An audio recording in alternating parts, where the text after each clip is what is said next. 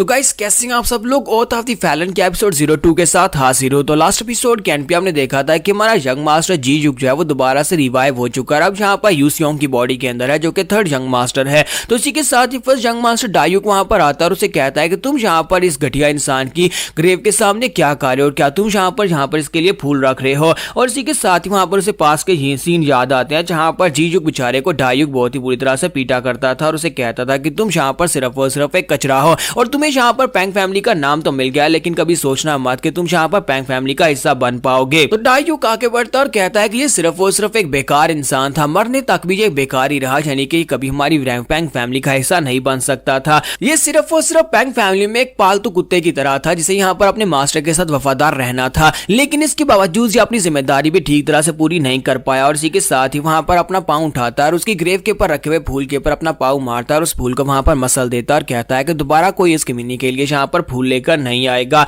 और साथ ही उसे कहता है कि मुझे नहीं लगता कि यहाँ पर इस लड़के के लिए पैंग नाम जो था वो सूट करता था, यानी कि इसका नाम जो था इसके साथ पैंग लगना ही नहीं चाहिए था। फिर साथ ही उसे कहता है लेकिन तुम यहाँ पर डिफरेंट हो क्योंकि तुम मेरे भाई हो और तुम यहाँ पर पैंग फैमिली के यंग मास्टर हो। लेकिन साथ ही उसे कहता है कि तुम्हारी मार्शल आर्ट्स जो है वो बहुत ही बुरी है और तुम यहाँ पर बचपन में ही अपनी मार्शल आर्ट्स को खो चुके थे, तुम डिसेबल्ड हो, इसी वजह से दोबारा यहाँ पर कभी भी इस तरह की कोई हरकत मत करना जिसकी वजह से तुम यहाँ पर हम भाइयों के कॉन्फ्लिक्ट्स के बीच आ जाओ। यानी कि डायुक उसे साफ साफ कह रहा होता है कि अगर यहाँ पर कल को सक्सेशन वार होती है जिसमें हम यंग मास्टर्स आपस में एक दूसरे से फाइट करें तो उस वक्त इस बात से दूर रहना क्योंकि तुम एक कमजोर और डिसेबल्ड इंसान हो। और इसी के साथ ही वो उसे कहता है कि अब मैं यहाँ पर से जा रहा हूँ और वहां पर से वो चला जाता है। आने से पहले वो यहाँ पर अपने छोटे भाई से कहकर जाता है कि काश यहाँ पर जीजू के साथ तुम भी मर जाते क्योंकि तुम भी उसी की तरह बिल्कुल कचरा हो। जीजुक जो कि अब यहाँ पर यूसियोंग है वो सोच रहा होता है जब मैं यहाँ पर जीजुक था तब मेरे पास यहाँ पर एक बहुत ही क्वाल की बॉडी थी और मेरे पास यहाँ पर मार्शल आर्ट्स थी, यानी कि मैं एक जीनियस था और मैं अपनी मार्शल आर्ट्स के साथ बहुत ही आगे तक चला गया। लेकिन यहाँ पर अगर मैं यूसियोंग की बॉडी की बात करूँ तो ये बेचारा क्रिपल है और उसके पास मार्शल आर्ट्स भी नहीं है और ना ही यहाँ पर ये ट्रेनिंग कर सकता है। फिर इसी के साथ ही हमारा जीजुक जो होता है यानी यूसियोंग जो होता है वो चलाकर उसे कहता है कि डाह्योंग मेरी बात को ध्यान से सुनो, चाहे कुछ भी हो जाए मैं यहाँ पर से अब भागने वाला बिल्कुल भी नहीं हूँ। तुम्हें क्या लगता है कि तुम यहाँ पर अकेले ही सक्सेशन वार का हिस्सा बन जाओगे और मैं यहाँ पर कुछ नहीं करूंगा, बहुत ही जल्दी मैं तुम्हारे सामने खड़ा हूंगा। और उसके सर्वेंट्स जो होते हैं वो इस बात से काफी हैरान होते हैं कि ये मास्टर यूसियोंग को अचानक से क्या हो गया है, क्या ये सीरियसली यहाँ पर यंग मास्टर डायुक को चैलेंज कर रहे हैं, क्या ये वाकई में बाकी के सभी यंग मास्टर्स को कन्फ्रंट कर पाएंगे। और इसी के साथ उसके सर्वेंट्स जो होते हैं उसके सामने सर झुकाते हैं और कहते हैं कि यंग मास्टर प्लीज हमें माफ करिएगा, लेकिन हम लोग बचपन से आपको देखते आ रहे हैं, आपके पास वो सब कुछ नहीं है जिससे कि आप बाकी के सभी यंग मास्टर्स के सामने खड़े हो सके, इसलिए प्लीज जब तक आपकी बॉडी हील नहीं हो जाती या आप मार्शल आर्ट सीख नहीं लेते तब तक आपको यहाँ पर इनके सामने बात नहीं करनी चाहिए। और साथ ही वहां पर यूचियोल सोच रहा होता है कि मुझे लगता है कि यंग मास्टर यहाँ पर मार्शल आर्ट्स सीखने के बारे में सोच रहे होंगे, लेकिन ये मार्शल आर्ट्स बिल्कुल भी नहीं सीख सकते क्योंकि बचपन से इनकी बॉडी क्रिपल है, इसी वजह से ये मार्शल आर्ट्स तो बिल्कुल भी नहीं सीख पाएंगे। तुम्हारा यूसियोंग उन लोगों से कहता है कि हाँ तुम लोग बिल्कुल ठीक कह रहे हो, मेरी बॉडी फिलहाल के लिए बहुत ज्यादा वीक है, मैं क्रिपल इंसान हूं जो कि मार्शल आर्ट्स भी परफॉर्म नहीं कर सकता। फिलहाल के लिए मैं यहाँ पर अपने आप को डेंजर में नहीं डालूंगा, पहले मैं यहाँ पर अपने आप को कल्टीवेट करवाऊंगा, मैं यहाँ पर स्ट्रॉन्ग बनूंगा, मार्शल आर्ट सीखूंगा, उसके बाद जब मैं यहाँ पर इतना स्ट्रॉन्ग हो जाऊं कि मैं यंग मास्टर डायुक और बाकी के ब्रदर्स के सामने खड़ा हो सकूं तभी मैं यहाँ पर खड़ा होऊंगा। लेकिन क्या तुम लोग यहाँ पर मुझे फॉलो करोगे, क्या तुम मेरा साथ दोगे? तो वो दोनों कहते हैं कि चाहे कुछ भी हो जाए हम लोग यहाँ पर आपका साथ देंगे। उसी के साथ ही हमारा जीजुक कहता है तो आज के बाद से जीजुक मर चुका है, मैं यहाँ पर यूसियोंग हूँ, चाहे कुछ भी हो जाए मैं पैंग यूसियोंग बनकर यहाँ पर वो सब कुछ हासिल करूंगा जो पिछली लाइफ में हासिल नहीं कर सका और उन सभी लोगों की जान बचाऊंगा जो लोग इस लंबी वार में मारे गए थे। तो यहीं पर से नेक्स्ट सीन जो होता है यूसियोंग के रूम का दिखाया जाता है कि माँ यूसियोंग अपने रूम के अंदर जाकर बैठ जाता है, वहां पर बैठकर कल्टीवेट कर रहा था और कहता है कि चलो सबसे पहले यहाँ पर अपनी नॉलेज को यूज करते हैं और देखते हैं कि आखिर इसकी बॉडी के अंदर ब्लॉकेज है कहाँ पर, आखिर कौन सी जगह के ऊपर ऐसी ब्लॉकेज है जिसकी वजह से ये क्रिपल अर्ज एनर्जी को यूज नहीं कर पाता। तो जैसे ही वहां पर अपनी एनर्जीज अपनी पास की मेमोरीज को याद करके सारी की सारी टेक्निक्स को अप्लाई करता है, उसी के साथ से महसूस होता है कि उसकी बॉडी के अंदर कुछ ऐसा है जो कि उससे एनर्जी को वहां पर ब्लॉक कर रहा है। तो वो कहता है यहाँ पर इसके ब्लॉकेज की जो मेन वजह है वो ये नहीं है कि इसकी बॉडी के अंदर कोई स्पेशल ब्लॉकेज है, बल्कि इसकी मेन वजह यह है कि ये एक कमजोर दिल के साथ पैदा हुआ था, इसे ब्लड और तलवारें बिल्कुल पसंद नहीं है और इन्हें देखकर इसे डर लगता है, जिसकी वजह से इसने अपनी सारी जिंदगी कभी तलवार को हाथ नहीं लगाया, ना ही यहाँ पर कभी मार्शल आर्ट या फिर तलवारबाजी की प्रैक्टिस की है। यही वजह है कि ये यहाँ पर काफी ज्यादा कमजोर रह गया है और इसी वजह से इसने मार्शल आर्ट्स को परफॉर्म नहीं किया। और इसी के साथ ही हमारा सियोंग जो होता है वहां पर कहता है कि चलो यहाँ पर अब चेक करके देखते हैं। तो जैसे यू सियोंग वहां पर अपनी बॉडी के अंदर एनर्जी को महसूस करता है, उसे जबरदस्त एनर्जी का फ्लो महसूस होता है, यानी कि उसकी बॉडी क्रिपल नहीं थी और ना ही उसके अंदर कोई ब्लॉकेज थी, बस वो एक डर था जो कि पुराने यू सियोंग के अंदर था। तो जैसे वहां पर एनर्जी रिलीज होती है तो हमारा यू सियोंग कहता है कि इसका मतलब यह है कि मैं भी यहाँ पर एक महान कल्टिवेटर बन सकता हूँ। तो यहीं पर से नेक्स्ट सीन में दिखाता है कि एक महीना गुजर जाता है और हमारा यू सियोंग डेली वहां पर प्रैक्टिस करता है, वो वहां पर डेली रनिंग करता है और जो भी डेली की एक्सरसाइज होती है वो सारी की सारी एक्सरसाइज कर रहा होता है। तो यूजुअल दूसरे सर्वेंट से कहता है कि तुम्हें नहीं लगता कि यंग मास्टर काफी हद तक बदल चुका है और जहां पर प्रैक्टिस करने से क्या उसे लगता है कि वो जहां पर एक कल्टिवेटर बन जाएगा। तो उसे कहता है कि हाँ मुझे लगता है कि यहाँ पर ऐसा हो सकता है क्योंकि यंग मास्टर पहले से बहुत हद तक बदल चुके हैं। पहले ये सिर्फ और सिर्फ एक डरपोक इंसान हुआ करता था, लेकिन अब जब ये बात करते हैं तो पता चलता है जैसे एक पैंग फैमिली का लीडर खड़ा हो। लेकिन मैं यहाँ पर इनको बिल्कुल भी रिकमेंड नहीं करूंगा कि बहुत ही जल्दी जो यहाँ पर यंग मास्टर्स का कंपटीशन होने वाला है उस कंपटीशन में हिस्सा ले, क्योंकि मुझे लगता है ये कंपटीशन के लिए ही प्रैक्टिस कर रहे हैं। तो जो सैंगचू कंपटीशन यहाँ पर होने वाला है उस कंपटीशन में सारे यंग मास्टर्स एक दूसरे के साथ फाइट करेंगे और उसी कंपटीशन की बेस के ऊपर डिपेंड करेगा कि अगला सक्सेसर कौन बनेगा, यानी कि पैंग फैमिली का नया सक्सेसर कौन बनने वाला है। और जबकि हम सभी लोग अच्छी तरह से जानते हैं कि यंग मास्टर यू सियोंग बाकी के सभी यंग मास्टर्स में से सबसे ज्यादा कमजोर है और सबसे यंगेस्ट है। इसकी मतलब यह है कि ये यहाँ पर एक महीना तो क्या यहाँ पर पूरा साल भी ट्रेनिंग कर लें तब भी यहाँ पर यंग मास्टर डायू की बराबरी नहीं कर पाएंगे। इसके साथ ही यहाँ पर से नेक्स्ट सीन में लाइब्रेरी का दिखाया जाता है कि हमारा यू सियोंग जो होता है वो यूचुअल को अपने साथ लेकर वहां पर लाइब्रेरी में पहुंच जाता है। तो सभी लोग उसे देखकर काफी ज्यादा हैरान होते हैं और कहते हैं कि ये क्या यंग मास्टर यू सियोंग यहाँ पर क्या कर रहा है। यंग मास्टर यू सियोंग अपनी पूरी जिंदगी में पहले कभी लाइब्रेरी में नहीं आया, क्योंकि यहाँ पर तो सिर्फ और सिर्फ वही लोग आते हैं जो अपने लिए मार्शल आर्ट्स की बुक्स लेने के लिए आते हैं या फिर उन्हें यहाँ पर प्रैक्टिस के लिए कोई मैनुअल चाहिए होता है। फिर इस लड़के का यहाँ पर क्या काम है, तो एक उसे कहता है मैंने सुना है कि इसने फिर से मार्शल आर्ट्स को सीखना शुरू कर दिया है। तो हमारा यू सियोंग जो होता है यूचुअल से कहता है कि तुम यहीं पर रुको, जबकि मैं ऊपर जा रहा हूं, मैं थर्ड फ्लोर तक जाऊंगा। तो वो कहता है जी यंग मास्टर, लेकिन साथ ही वो सोच रहा होता है कि ये थर्ड फ्लोर के ऊपर कैसे जाएगा, क्योंकि थर्ड फ्लोर के ऊपर सिर्फ और सिर्फ वही लोग जा सकते हैं जो कि फैमिली के डायरेक्ट डिसेंडेंट और साथ ही यहाँ पर मार्शल आर्टिस्ट भी हों। अगर इसके पास मार्शल आर्ट्स नहीं है तो वो लोग इसे कभी भी ऊपर नहीं जाने देंगे। मुझे लगता है कि जल्दी से यहाँ पर गार्ड जो है इसे वापस भेज देंगे, क्योंकि इसने यहाँ पर अभी मार्शल आर्ट्स को सीखना शुरू किया है, इसका लेवल वैसा नहीं है। तो हमारा यू सियोंग जो होता है वो सीढ़ियां चढ़ते चढ़ते जैसे वहां पर थर्ड फ्लोर के एंट्रेंस पर पहुंचता है तो उसी के साथ ही वहां पर सोच रहा होता है पास में मैं यहाँ पर आ चुका हूँ, पास में मुझे सिर्फ और सिर्फ फर्स्ट फ्लोर के ऊपर जाने की इजाजत थी, क्योंकि मैं इस फैमिली का नाजायज था, इसी वजह से मुझे फैमिली के ऊपर जाने की इजाजत नहीं थी जहां पर सिर्फ और सिर्फ फैमिली के यंग मास्टर्स ही जा सकते थे। मेरी ख्वाहिश थी कि काश मैं ऊपर जा पाता और वहां पर से जाकर खास किस्म के मैनुअल्स या फिर फैमिली के सीक्रेट मैनुअल्स को देख पाता। लेकिन अब जबकि फाइनली मैं यहाँ पर यू सियोंग और इस फैमिली का यंग मास्टर हूं तो फिर मैं ऊपर जा सकता हूं और मेरे पास मार्शल आर्ट्स भी हैं। लेकिन जैसे ही वो आगे बढ़ता है इसी के साथ ही गार्ड्स उसके सामने अपने वेपन्स रखते हैं और कहते हैं कि यंग मास्टर आप आगे नहीं जा सकते, इससे आगे आप नहीं जा सकते, आपको वापस जाना होगा, क्योंकि इससे आगे सिर्फ वही लोग जा सकते हैं जो कि मार्शल आर्टिस्ट होते हैं। तो हमारा यू सियोंग कहता है कि देखो तो जरा ये सारा काम पैंग डायू का है, उसने मेरे पर पाबंदी लगाई है कि मैं इससे आगे नहीं जा सकता। तो हमारा यू सियोंग उनसे कहता है क्या तुम लोग रास्ते से साइड के ऊपर हटोगे या फिर मुझे हटाना पड़ेगा, और साथ ही वहां पर उनके बालों को पकड़ता है। तो जैसे वो उनके बालों को पकड़ता है अपनी एनर्जी को रिलीज करता है तो वो गार्ड जो होते हैं अपने बाले छुड़वा नहीं पाते और वो कहता है कि इसकी स्ट्रेंथ इतनी ज्यादा कैसे बढ़ गई, और साथ ही हमारा यू सियोंग जो होता है वहां पर उनको पुश करता है जिसकी वजह से वो दोनों ही जो होते हैं पीछे की तरफ गिर जाते हैं। दोनों गार्ड्स पीछे की तरफ गिर जाते हैं और हमारा यू सियोंग कहता है कि मैं जहां पर अब आगे बढ़ने वाला हूं और तुम्हारी हिम्मत कैसे भी यहाँ पर यंग मास्टर को रोकने की। तो यहाँ पर हमारी एपिसोड 02 का एंड करेंगे और नेक्स्ट एपिसोड में देखेंगे कि हमारा यू सियोंग अंदर जाने के बाद कौन सी स्पेशल टेक्निक लेकर आएगा जिससे सबसे पहले वो मास्टर करेगा।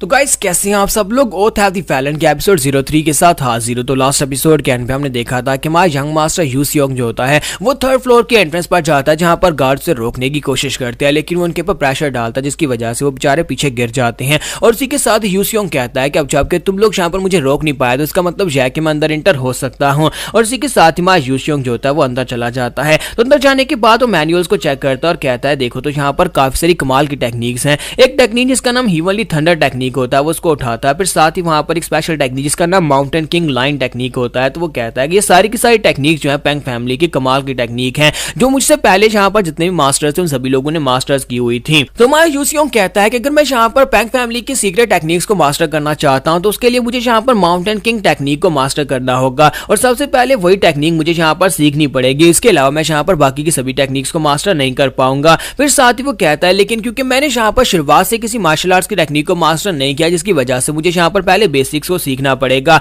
और बेसिक्स के लिए मैं यहाँ पर किंग ऑफ माउंटेन टेक्निक को बिल्कुल भी नहीं सीख पाऊंगा। इसके साथ ही हमारा यूसियोंग वहां पर से अपने लिए एक सीक्रेट बुक उठाता है, वहां पर से बाहर आ जाता और कहता है कि यूचियोल मैं यहाँ पर नीचे आ रहा हूँ, मुझे अपने लिए टेक्निक मिल गई। और कुछ दिन के बाद का सीन दिखाता है, कुछ दिनों के बाद हमारा यूसियोन जो होता है उस सीक्रेट टेक्निक को वहां पर मास्टर कर लेता है, अपने हाथ में तलवार पकड़ता और कहता है कि अब मैं यहाँ पर इस टेक्निक को परफॉर्म करने वाला हूँ। जबकि यूचियोल वहां पर खड़ा खड़ा सोच रहा होता है कि यंग मास्टर वाकई में यहाँ पर तलवार के साथ प्रैक्टिस कर भी पाएगा या नहीं, क्योंकि आज से पहले तो इसे तलवार से बहुत ज्यादा डर लग रहा था। जबकि हमारा यूसियोंग वहां पर सोच रहा होता है कि पहले तो मैं यहाँ पर बहुत ज्यादा हैरान था कि क्या वाकई में यूसियोंग की बॉडी इस लायक है कि वो यहाँ पर तलवार के साथ प्रैक्टिस कर सकता है, लेकिन अब मैं यहाँ पर इस बात से काफी ज्यादा सरप्राइज्ड हूँ। अगर देखा जाए तो यूसियोंग की बॉडी जो है वो डायू की बॉडी से ज्यादा बेहतर है। और इसी के साथ ही वो कहता है कि जिस तरह से इसकी बॉडी के अंदर एनर्जी फ्लो आ रहा था, मुझे लगता है कि ये एक महान मार्शल आर्टिस्ट बन सकता है। तो इसी के साथ ही यूसियोंग वहां पर अपनी स्पेशल टेक्निक जिसका नाम किंग ऑफ द माउंटेन होता है उसको वहां पर परफॉर्म करता है। तो वो तलवारबाजी की टेक्निक को परफॉर्म कर लेता है और यूचियोल भी इस बात से काफी हैरान होता है, कहता है कि यंग मास्टर ने ये कर लिया,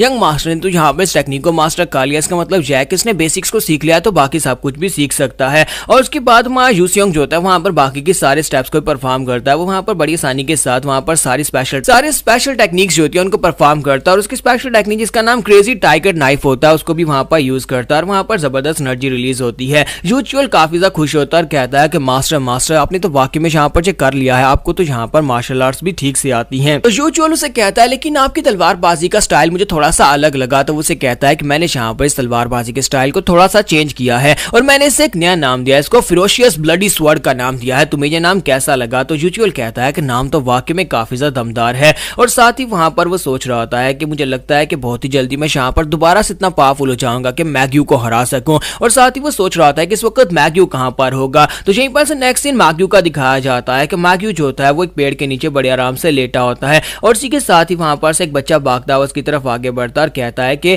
मैंने यहाँ पर काम पूरा कर दिया। तो उसे कहता है कि हाँ तुमने बहुत ही अच्छा काम किया साजे, तुमने बहुत ही अच्छा काम किया। तो साजे उससे कहता है कि सावेंग क्या तुम यहाँ पर से वाकई में जाने वाले हो और तुम वापस कब आओगे? आगे तुम यहाँ पर पहले इतने दिनों के बाद वापस आए थे। सायोंग से कहता है कि मैं जल्दी वापस आऊंगा, मैं पूरी दुनिया घूमना चाहता हूँ और वहां पर जितने भी रेस्टोरेंट्स हैं सभी रेस्टोरेंट्स का टेस्टी खाना जाकर चेक करना चाहता हूँ। फिर साथ ही उसे कहता है कि कभी तुम्हें भी अपने साथ लेकर जाऊंगा, फिलहाल के लिए जाओ जाकर रेस्ट करो। इसी के साथ ही साजे वहां पर से भागकर चला जाता है, उसे बाय बोलकर चला जाता है। जबकि उसके चले जाने के बाद वो कहता है कि मुझे यहाँ पर भूख लग भी गई है, चलो किसी रेस्टोरेंट में चलते हैं। और सायोंग भी वहां पर से चल पड़ता है, जबकि वहीं पर पीछे बहुत सारी डेड बॉडीज को दिखाते हैं कि वहां पर उन लोगों ने बहुत सारे लोगों को मार दिया होता है, या स्पेशली यहाँ पर ये कहे कि साजे ने यहाँ पर सभी लोगों को मारा होता है।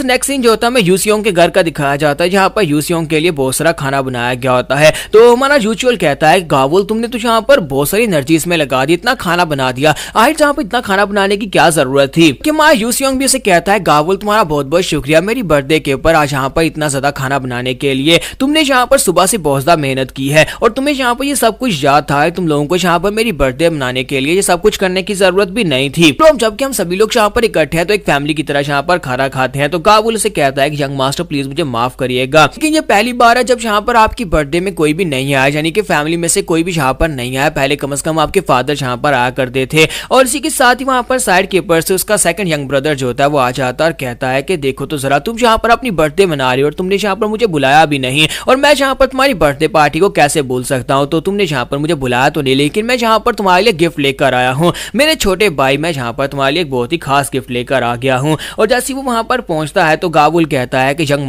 मास्टर ये तो मुसीबत है, ये कमीना हर बार यहाँ पर आता है और आकर आपको टॉर्चर करता है, इसलिए प्लीज यहाँ पर आप इसकी बात मत सुनना। और इसी के साथ ही हमारा यूसियोन जो होता है उसकी बात सुनने के बाद कहता है कि मैं इसकी बात सुनूंगा और देखता हूँ कि आज यहाँ पर जो मेरे लिए क्या लेकर आया है। और जैसे ही वहां पर बाहर निकलता है तो उसका सेकंड ब्रदर जो होता है जिसका नाम सोयुक होता है वो उसे कहता है कि देखो तो तुम्हारा ब्रदर यहाँ पर तुम्हारे लिए क्या लेकर आया है, आज तुम्हारी बर्थडे पार्टी और मैं यहाँ पर तुम्हारे लिए एक बहुत ही अच्छा गिफ्ट लेकर आया हूँ। हमारा यूसियोंग जो होता है वहां पर अपने रूम से बाहर निकलता है, बाहर आकर मेन हॉल में खड़ा हो जाता है और उसे कहता है कि बताओ कि तुम यहाँ पर क्या करने के लिए। और साथ ही वो सोच रहा होता है कि मुझे अच्छी तरह से याद है कि ये कमीना यहाँ पर अपने थर्ड ब्रदर के साथ क्या कुछ करता था, क्योंकि यूसियोंग यहाँ पर इससे ज्यादा छोटा था, इसी वजह से वो यहाँ पर इसे हर वक्त बुली किया करता था, क्योंकि यहाँ पर डायुक और बाकी के ब्रदर्स जो थे वो इसे बुली करते थे और उसके बाद उनका सारा गुस्सा आकर वो यहाँ पर यूसियोंग के ऊपर निकालता था। और ये एक बहुत ही कमीना और घटिया इंसान है, इसे यहाँ पर बहुत ज्यादा डर लगता है बाकी बड़ों से, इसी वजह से ये अपना गुस्सा मेरे ऊपर उतारा करता था, यानी यहाँ पर यूसियोंग के ऊपर उतारता था। और इसी के साथ यूसियोंग उसे कहता है कि थर्ड ब्रदर बताओ कि यहाँ पर क्या करने के लिए आए हो।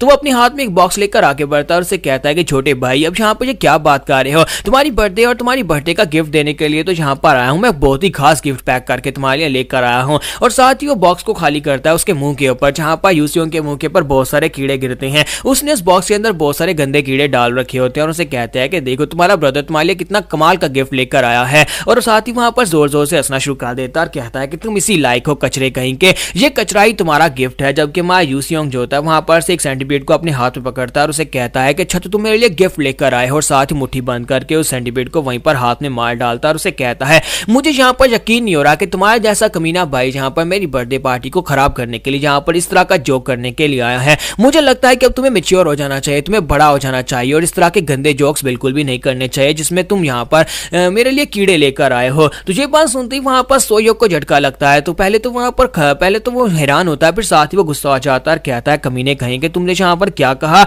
और साथ ही वो आगे बढ़ता है पंच मारने के लिए और कहता है कि लगता है कि तुम सब कुछ भूल गए हो, लास्ट टाइम मैंने तुम्हें कितनी बुरी तरह से पीटा था और तुम वहां पर मुझसे अपनी जान की भीख मांग रहे थे और आज यहाँ पर तुम मेरे सामने बात कर रहे हो कि मैं मैच्योर नहीं हूँ। जैसे वो आगे बढ़कर उसे पंच मारने लगता है यूसियोंग उसका हाथ पकड़ लेता है और उसका हाथ पकड़ने के बाद से कहता है कि बस बहुत हो गया, अब तुम्हें क्या लगता है कि मैं आज भी बिल्कुल वैसा ही। और इसी के साथ ही सोहाग वहां पर सोच रहा होता है कि मुझे लगता है कि इसने यहाँ पर जो रूमर्स फैली हुई हैं कि ये मार्शल आर्ट्स की ट्रेनिंग कर रहा है ये वाकई में सच है। और साथ ही वहां पर उसने अपनी तलवार भी लटका रखी होती है। तो सोयोक उसे कहता है कि मैंने सुना था कि तुम तलवारबाजी की प्रैक्टिस कर रहे हो, तो अगर वाकई में तुम यहाँ पर मार्शल आर्ट सीख रहे हो तो क्यों ना हम लोग यहाँ पर एक दूसरे से फाइट करें, क्यों ना एक दूसरे से तलवारबाजी करके देखते हैं। और इसी के साथ ही उसे कहता है कि मैं यहाँ पर तुम्हें 5 चांसेस दूंगा, तुम 5 बार मेरे पर अटैक कर सकते हो और देखता हूँ कि तुम यहाँ पर मेरे खिलाफ क्या कर पाते हो। तो माँ यूसियोंग उसकी बात सुनने के बाद सोच रहा होता है कि इस कमीने को लगता है कि मैं यहाँ पर इससे हार जाऊंगा, लेकिन चलो खैर अच्छा ही है, मुझे यहाँ पर प्रैक्टिस करने के लिए कोई लाइव बंदा चाहिए था और यहाँ पर इसके साथ प्रैक्टिस करने में कोई खर्च नहीं और वैसे भी इसे सबक भी तो सिखाना है।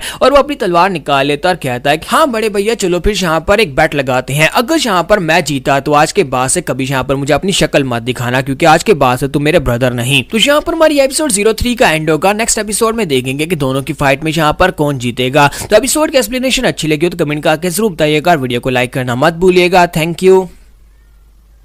तो गाइस कैसे हैं आप सब लोग। ओथ ऑफ द फैलन के एपिसोड 04 के साथ हाजिर हो। तो लास्ट एपिसोड कैन पे हमने देखा था कि हमारे यूसियोंग का बड़ा भाई जिसका नाम पेंग सोयुक होता है, सोयुक वहां पर आता है और आकर उसके साथ बद्दा मजाक करता है। वो उसे बर्थडे के गिफ्ट में उसे कीड़े मकोड़े देता है, जिसकी वजह से हमारा यूसियोंग जो होता है वो गुस्सा हो जाता है और इसी के साथ ही वो उसकी तलवार देकर उसे चैलेंज कर देता है। तो यूसियोंग जो होता है वो वहां पर सोच रहा होता है कि मुझे लगता है कि फाइनली फैमिली में अपनी जगह बनाने का वक्त आ चुका है, फैमिली को बताने का वक्त आ चुका है कि मैं भी यहाँ पर काबिल हूँ। और इसी के साथ वो अपनी तलवार निकालता है और उसे कहता है कि बड़े भाई अगर मैं यहाँ पर इस फाइट को जीत जाता हूँ तो दोबारा ये मत सोचना कि कभी मैं तुम्हें अपना भाई कहूंगा, यानी आज के बाद से हम दोनों भाई नहीं। और इसी के साथ वो बड़ी तेजी के साथ भी तलवार लेकर अपने थर्ड ब्रदर के ऊपर अटैक कर देता है। तो जैसे ही वहां पर थर्ड ब्रदर के ऊपर अटैक करता है तो उस बेचारे के पास वहां पर रिएक्शन देने का टाइम भी नहीं होता। वो तलवार निकालता है और बड़ी मुश्किल के साथ अटैक को ब्लॉक करता है और उसे दिक्कत हो रही होती है। वो कहता है कि ये क्या, इस कमीने ने कब से यहाँ पर तलवार यूज करना सीख लिया और ऊपर से इसकी तलवारबाजी इतनी बेहतर कैसे हो सकती है। तो यूसियोंग से कहता है कि तुमने कहा था कि तुम मुझे 5 चांसेस दोगे, तो उनमें से एक चांस तो गुम हो गया,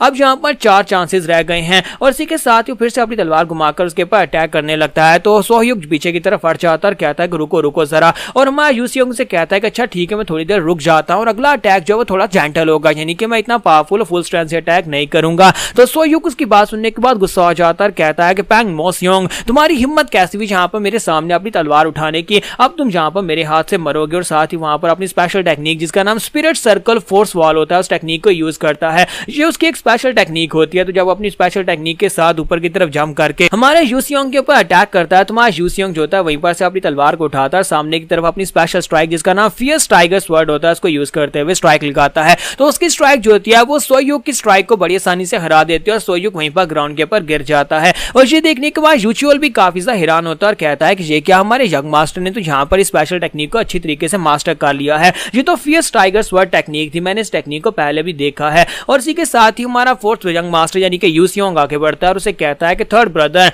अब जबकि तुम यहाँ पर इस फाइट को हार चुके हो तो मुझे लगता है कि आज के बाद से तुम मेरे ब्रदर ब्रदर नहीं हो, ना ही मैं कभी तुम्हें भाई कहकर पुकारूंगा, तुम्हारे स्किल्स बहुत ज्यादा पथेटिक हैं। और साथ ही उसे कॉलर से पकड़ता है और उसे कहता है कि तुम यहाँ पर पहले भी इस लायक नहीं थे, सिर्फ और सिर्फ ओल्डर ब्रदर्स की वजह से तुम यहाँ पर मुझे तंग किया करते थे, क्योंकि बड़े भाई जो थे वो तुम्हें यहाँ पर मारते थे और उनका गुस्सा तुम मेरे ऊपर आकर उतारते थे। लेकिन अफसोस कि तुम यहाँ पर हमारे ओल्डर ब्रदर डायुक के जैसे बिल्कुल भी नहीं हो। और इसी के साथ ही हमारा यूसियोंग जो होता है उसके मुंह पर पंचेस मारना स्टार्ट करता है। उसे बहुत सारे पंचेस मारता है, इतने पंचेस मारता है कि उस बेचारे का दांत तोड़ देता है और साथ उसका मुंह भी सूज जाता है। यहाँ पर से नेक्स्ट सीन जो होता है फैमिली हेड यानी पैट्रियार्च के रूम का दिखाया जाता है, जहाँ पर पैट्रियार्च की हालत काफी ज्यादा खराब होती है। शायद उन्हें कोई पॉइजन दिया गया है, क्योंकि वो की डेविएशन की वजह से उनकी हालत काफी ज्यादा खराब होती है। तो हमारा यूसियोंग उनसे मिलने के लिए वहां पर आता है, तो वो उसे कहते हैं लड़के तुम कैसे हो, तो वो कहता है मैं तो ठीक हूँ, लेकिन आपकी हालत कैसी है, तो वो उसे कहता है कि तुम देख ही पा रहे हो, मैं अपने आप को यहाँ पर हेल्थी तो बिल्कुल भी नहीं कह सकता, मेरी हालत काफी ज्यादा खराब है। तो इसी के साथ ही हमारा यूसियोंग जो होता है अपने मास्टर को वहां पर देखने के बाद काफी ज्यादा अफसुर्दा हो जाता है, काफी ज्यादा सैड हो जाता है, क्योंकि ये वो बंदा था जिसने उसे फैमिली के अंदर एंटर किया था, हालांकि वो फैमिली का हिस्सा नहीं भी था उसकी पास्ट लाइफ में जब वो जीजुक हुआ करता था। तो इसी के साथ ही वो कहता है कि ये इंसान मुझसे बहुत ज्यादा प्यार करता है, इससे मुझे काफी ज्यादा लगाव है, इसी वजह से मैं इसे कभी भी इस हालत में नहीं देखना चाहता, लेकिन एक बहुत ही पावरफुल टेक्निक को मास्टर करते वक्त की डेविएशन की वजह से इसकी ये हालत हो गई है। तो इसी के साथ ही मास्टर से कहते हैं कि लड़के मुझे बताओ क्या तुमने यहाँ पर अपने बड़े भाई को हरा दिया, मैंने सुना कि तुम दोनों की फाइट हुई थी। तो वो कहता है कि हाँ फादर यहाँ पर हम दोनों की फाइट हुई थी, प्लीज मुझे माफ करिएगा अगर आपको बुरा लगा। तो वो उसे कहते हैं कोई बात नहीं, मुझे बिल्कुल बुरा नहीं लगा, और वैसे भी यहाँ पर एक ना एक दिन तुम सभी भाइयों को आपस में फाइट करनी ही पड़ेगी यहाँ पर सक्सेसर बनने के लिए कि कौन यहाँ पर नया पैट्रियार्च बनेगा। और मुझे लगता है कि थर्ड ब्रदर जो है तुम्हारा थर्ड ब्रदर वो इस लायक है भी नहीं कि यहाँ पर तुमसे फाइट में जीत सके। लेकिन मैं इस बात से बहुत ज्यादा हैरान हूँ कि तुम उससे फाइट को कैसे जीत गए, क्योंकि तुम तो तलवारों से बहुत ज्यादा डरते हो और साथ ही तुम्हें यहाँ पर खून भी बिल्कुल पसंद नहीं है और तुमने कभी तलवारबाजी की भी नहीं। तो यूसियोंग उसे कहता है कि बस आप यही समझने कि आज के बाद से मैंने यहाँ पर प्रैक्टिस करना शुरू कर दिया है और आज के बाद से मैं यहाँ पर और भी ज्यादा आपको सरप्राइज करूंगा। तो फादर उसे कहता है कि मुझे इस बात की बहुत ज्यादा खुशी होगी अगर यहाँ पर तुम मुझे कुछ ऐसा दिखाओ जो मैंने पहले कभी ना देखा हो। और इसी के साथ ही उसे कहता है कि तुम्हें देखकर लगता है कि तुम काफी हद तक बदल गए हो। तो वो कहता है कि इस बात का क्या मतलब है। तो फादर उसे कहता है कि तुम्हें देखकर मुझे यहाँ पर जीजू की याद आती है, ऐसे लगता है जैसे कि मरा हुआ जीजू इस वक्त मेरी आंखों के सामने खड़ा है, तुम्हारी पर्सनैलिटी कुछ उसके जैसी हो गई है। और ये बात सुनने के बाद मां यूसियोंग वहीं पर खामोश हो जाता है, क्योंकि असल में वो है तो जीजू की जो कि अब यहाँ पर यूसियोंग की बॉडी के अंदर दोबारा से रीइंकार्नेट हुआ है, लेकिन वो खामोश हो जाता है, साथ ही वहां पर हल्का सा रो देता है, फिर साथ ही वहां पर से पीछे मुड़ जाता है और उसे कहता है कि पैट्रियार्च आप यहाँ पर अपना इलाज कंटिन्यू रखें, मैं उम्मीद करता हूँ कि आप जल्दी से ठीक हो जाएंगे और मैं यहाँ पर से जा रहा हूँ, मुझे फैमिली मीटिंग को भी अटेंड करना है। और इसी के साथ ही मां यूसियोंग जो होता है वहां पर से बाहर चला जाता है। तो यहाँ पर से नेक्स्ट सीन जो होता है मंथली कॉन्फ्रेंस का दिखाया जाता है, जहाँ पर मीटिंग चल रही होती है। ये हाबुक पैंग फैमिली की मीटिंग होती है, हर महीने यहाँ पर जितने भी एलीट सोल्जर्स और जितने भी फैमिली के खास खास मेंबर्स हैं सभी को यहाँ पर बुलाया जाता है। तो क्योंकि अब यहाँ पर पैट्रियार्च बीमार है, तो पैट्रियार्च का छोटा भाई जो होता है उसकी जगह के ऊपर फैमिली का एक्टिंग हेड है और वो इस मीटिंग को अटेंड करने के लिए आया होता है ताकि उस मीटिंग में सारे फैसले वही ले सके।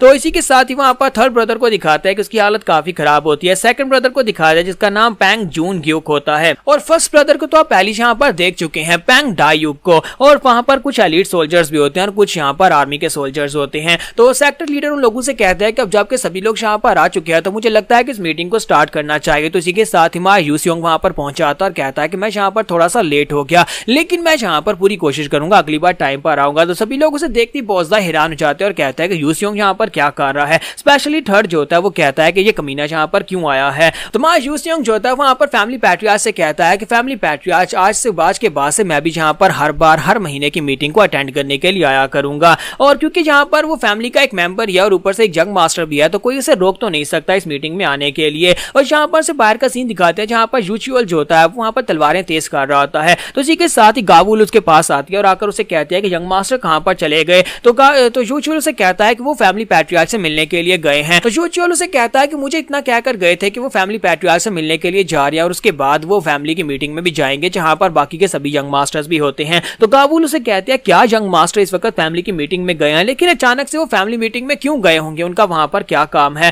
तो इसी के साथ यूचुअल उसे कहता है कि तुम इस बात को समझ सकती हो कि वहां पर क्यों गए हैं, क्या तुम्हें पता नहीं है, तुम्हें नहीं लगता कि अब यहाँ पर वक्त आ चुका है हमारे फोर्थ यंग मास्टर को भी यहाँ पर फैमिली के अंदर उसका वो अधिकार मिलना चाहिए जो उसका है। और इसी के साथ ही नेक्स्ट सीन फिर से फैमिली मीटिंग का दिखाया जाता है जहां पर हमारे यूसियोंग को भी बैठने का मौका दिया जाता है। तो यूसियोंग वहीं पर बैठ जाता है और थर्ड यंग मास्टर इस बात से काफी ज्यादा गुस्सा हो रहा होता है, जबकि हमारा डायुक जो होता है वो आराम से वहां पर अपनी चाय पी रहा होता है और हमारा यूसियोंग उन सभी को देख रहा होता है कि इनमें से कौन कौन यहाँ पर उसे नफरत करता है और कौन कौन यहाँ पर उसे गुस्से से घूर रहा है। फैमिली पैट्रियार्च सोच रहे होते हैं कि मैंने इस लड़के के बारे में कुछ अफवाहें सुनी है कि इस लड़के ने यहाँ पर दोबारा से कल्टीवेट करना शुरू कर दिया और मार्शल आर्ट्स की ट्रेनिंग भी शुरू कर दी है। और आज यहाँ पर मीटिंग में आया, इसका मतलब यह है कि ये फाइनली रेडी है इस बार की सक्सेशन कंपटीशन में ये भी हिस्सा लेगा। पैट्रियार्च उन लोगों से कहते हैं कि अब जबकि यहाँ पर सभी लोग आ चुके हैं तो मैं अपनी मीटिंग को स्टार्ट करूंगा। तो फर्स्ट इंस्पेक्टर तुम यहाँ पर बताओ। तो फर्स्ट इंस्पेक्टर जो कि हेड इंस्पेक्टर भी होता है वो उनसे कहता है तो सबसे पहले हम लोग यहाँ पर जिस टॉपिक के ऊपर बात करेंगे वो यह है कि हमारे फोर्थ जंग मास्टर यू सियोंग के ऊपर किसी ने असैसिनेट करने की कोशिश की थी। किसी ने यहाँ पर हमारे फोर्थ जंग मास्टर को मारने की कोशिश की थी, लेकिन लकीली हमारे फोर्थ जंग मास्टर असैसिनेशन में जिंदा बच गए। लेकिन उनका साथी जो था पेंग जी युग वो उस अटैक के दौरान मारा गया था। तो हमने उन असैसिन्स में से कुछ उनके साथियों को पकड़ लिया था और उनको इन्वेस्टिगेट करने के बाद हमें इतना पता चला है कि वो लोग जो हमारी पेंग फैमिली से नफरत करते हैं। हमारी पेंग फैमिली से नफरत करने की वजह से उन्होंने यहाँ पर हमारे यंग मास्टर्स को निशाना बनाने की कोशिश की और हमारे फोर्थ जंग मास्टर पेंग यू सियोंग क्योंकि सबसे कमजोर है, इसी वजह से उन्होंने यहाँ पर सबसे पहले पेंग यू सियोंग को मारने की कोशिश की। तो यहाँ पर हम लोग अपनी एपिसोड 04 का एंड करेंगे और नेक्स्ट एपिसोड में देखेंगे कि हमारा यू सियोंग यहाँ पर अपनी नॉलेज को यूज करके क्या उन्हें असैसिन्स के बारे में बताएगा, क्या उन्हें बताएगा कि यहाँ पर ये सब कुछ किसने करवाया, क्योंकि यू सियोंग को अपनी पास्ट लाइफ से सब कुछ याद है कि ये सब कुछ किसने करवाया था।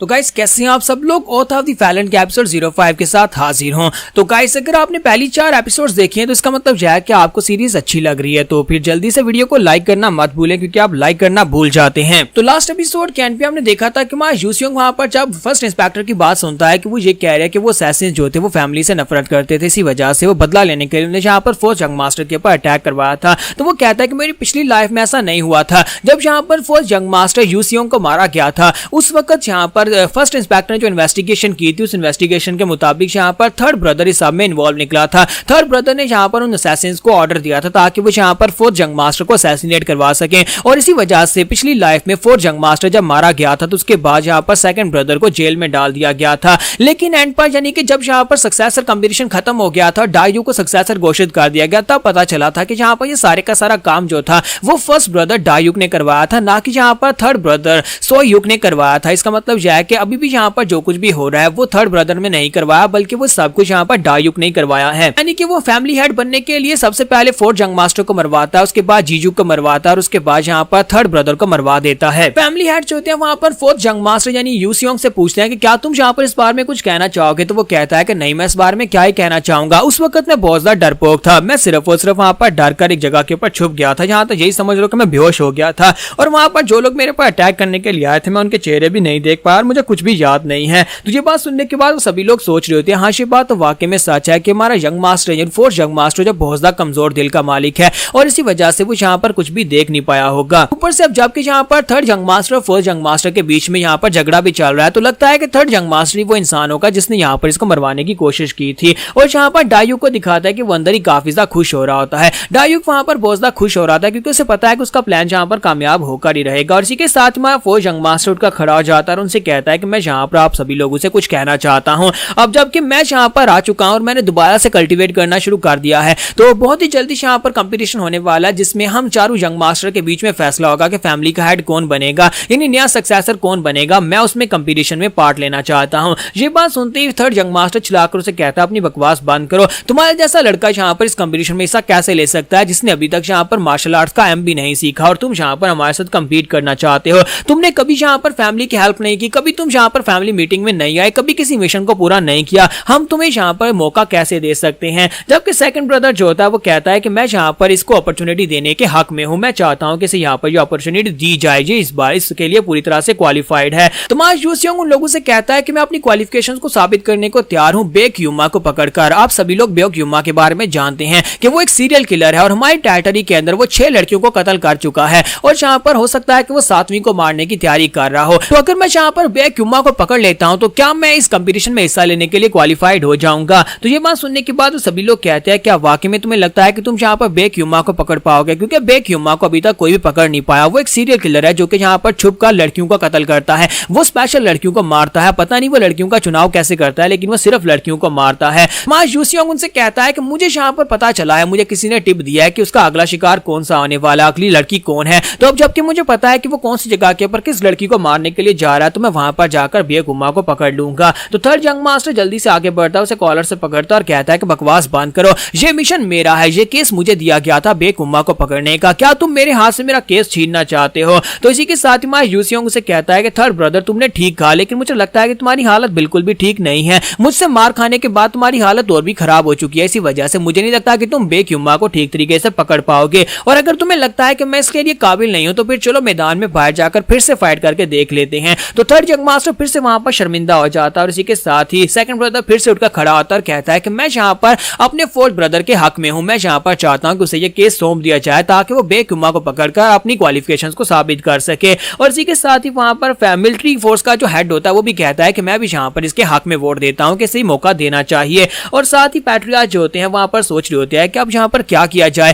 फैमिली हेड यानी मिलिट्री के जो हेड है और साथ में सेकंड यंग मास्टर दोनों ने इसकी अनुमति दे दी है, और साथ ही वो सोच रहा था कि सेकंड यंग मास्टर तो हमेशा यहाँ पर फोर्थ यंग मास्टर का साथ देता है क्योंकि वो एक अच्छा लड़का है, लेकिन मिलिट्री हेड ने यहाँ पर इस लड़के के बारे में इस तरह से बात क्यों किया कि इसे मौका देना चाहिए। मुझे लगता है कि यहाँ पर मिलिट्री हेड को भी लगता है कि फोर्थ यंग मास्टर वाकई में काबिल हो चुका है और यहाँ पर मार्शल आर्ट सीख रहा है और मार्शल आर्ट्स में काफी बेहतर भी हो जाएगा। और इसी के साथ ही वो फर्स्ट यंग मास्टर से पूछते हैं कि तुम इस बारे में क्या सोचते हो। तो फर्स्ट यंग मास्टर लोगों से कहता है मुझे नहीं लगता कि आप सभी लोग यहाँ पर सोच क्या रहे हो, हम 4 भाई हैं और ये भी हमारा ही ब्रदर है, इसका मतलब यह है कि इसे भी यहाँ पर सक्सेसर बनने के कंपटीशन में हिस्सा लेने का उतना ही अधिकार है जितना कि बाकी सभी भाइयों का है। इसका मतलब यह है कि इसे यहाँ पर अपनी क्वालिफिकेशन को साबित करने के लिए मौका दिया जाना चाहिए। तो हमारा यूसियोंग काफी हैरान होता है और कहता है कि डायू कमीना यहाँ पर अपना कंपटीशन खत्म करना चाहता है, लेकिन वो यहाँ पर मुझे सपोर्ट क्यों कर रहा है? लगता है कि वो यहाँ पर इसकी आड़ में कुछ ना कुछ तो उल्टा सीधा करने के बारे में सोच रहा है। हो सकता है कि बेकुमा को मारने के चक्कर में ये मेरे पीछे असैसिन भेजकर मुझे मरवा दे। थर्ड यंग मास्टर चिल्लाकर कहता है कि यार तुम सभी लोगों को यहाँ पर समझ क्यों नहीं आ रही? आज से पहले इसने कभी भी यहाँ पर आकर ये नहीं कहा कि इसे मीटिंग के अंदर हिस्सा लेना है या फिर इसे यहाँ पर सक्सेसर कंपटीशन में हिस्सा लेना है,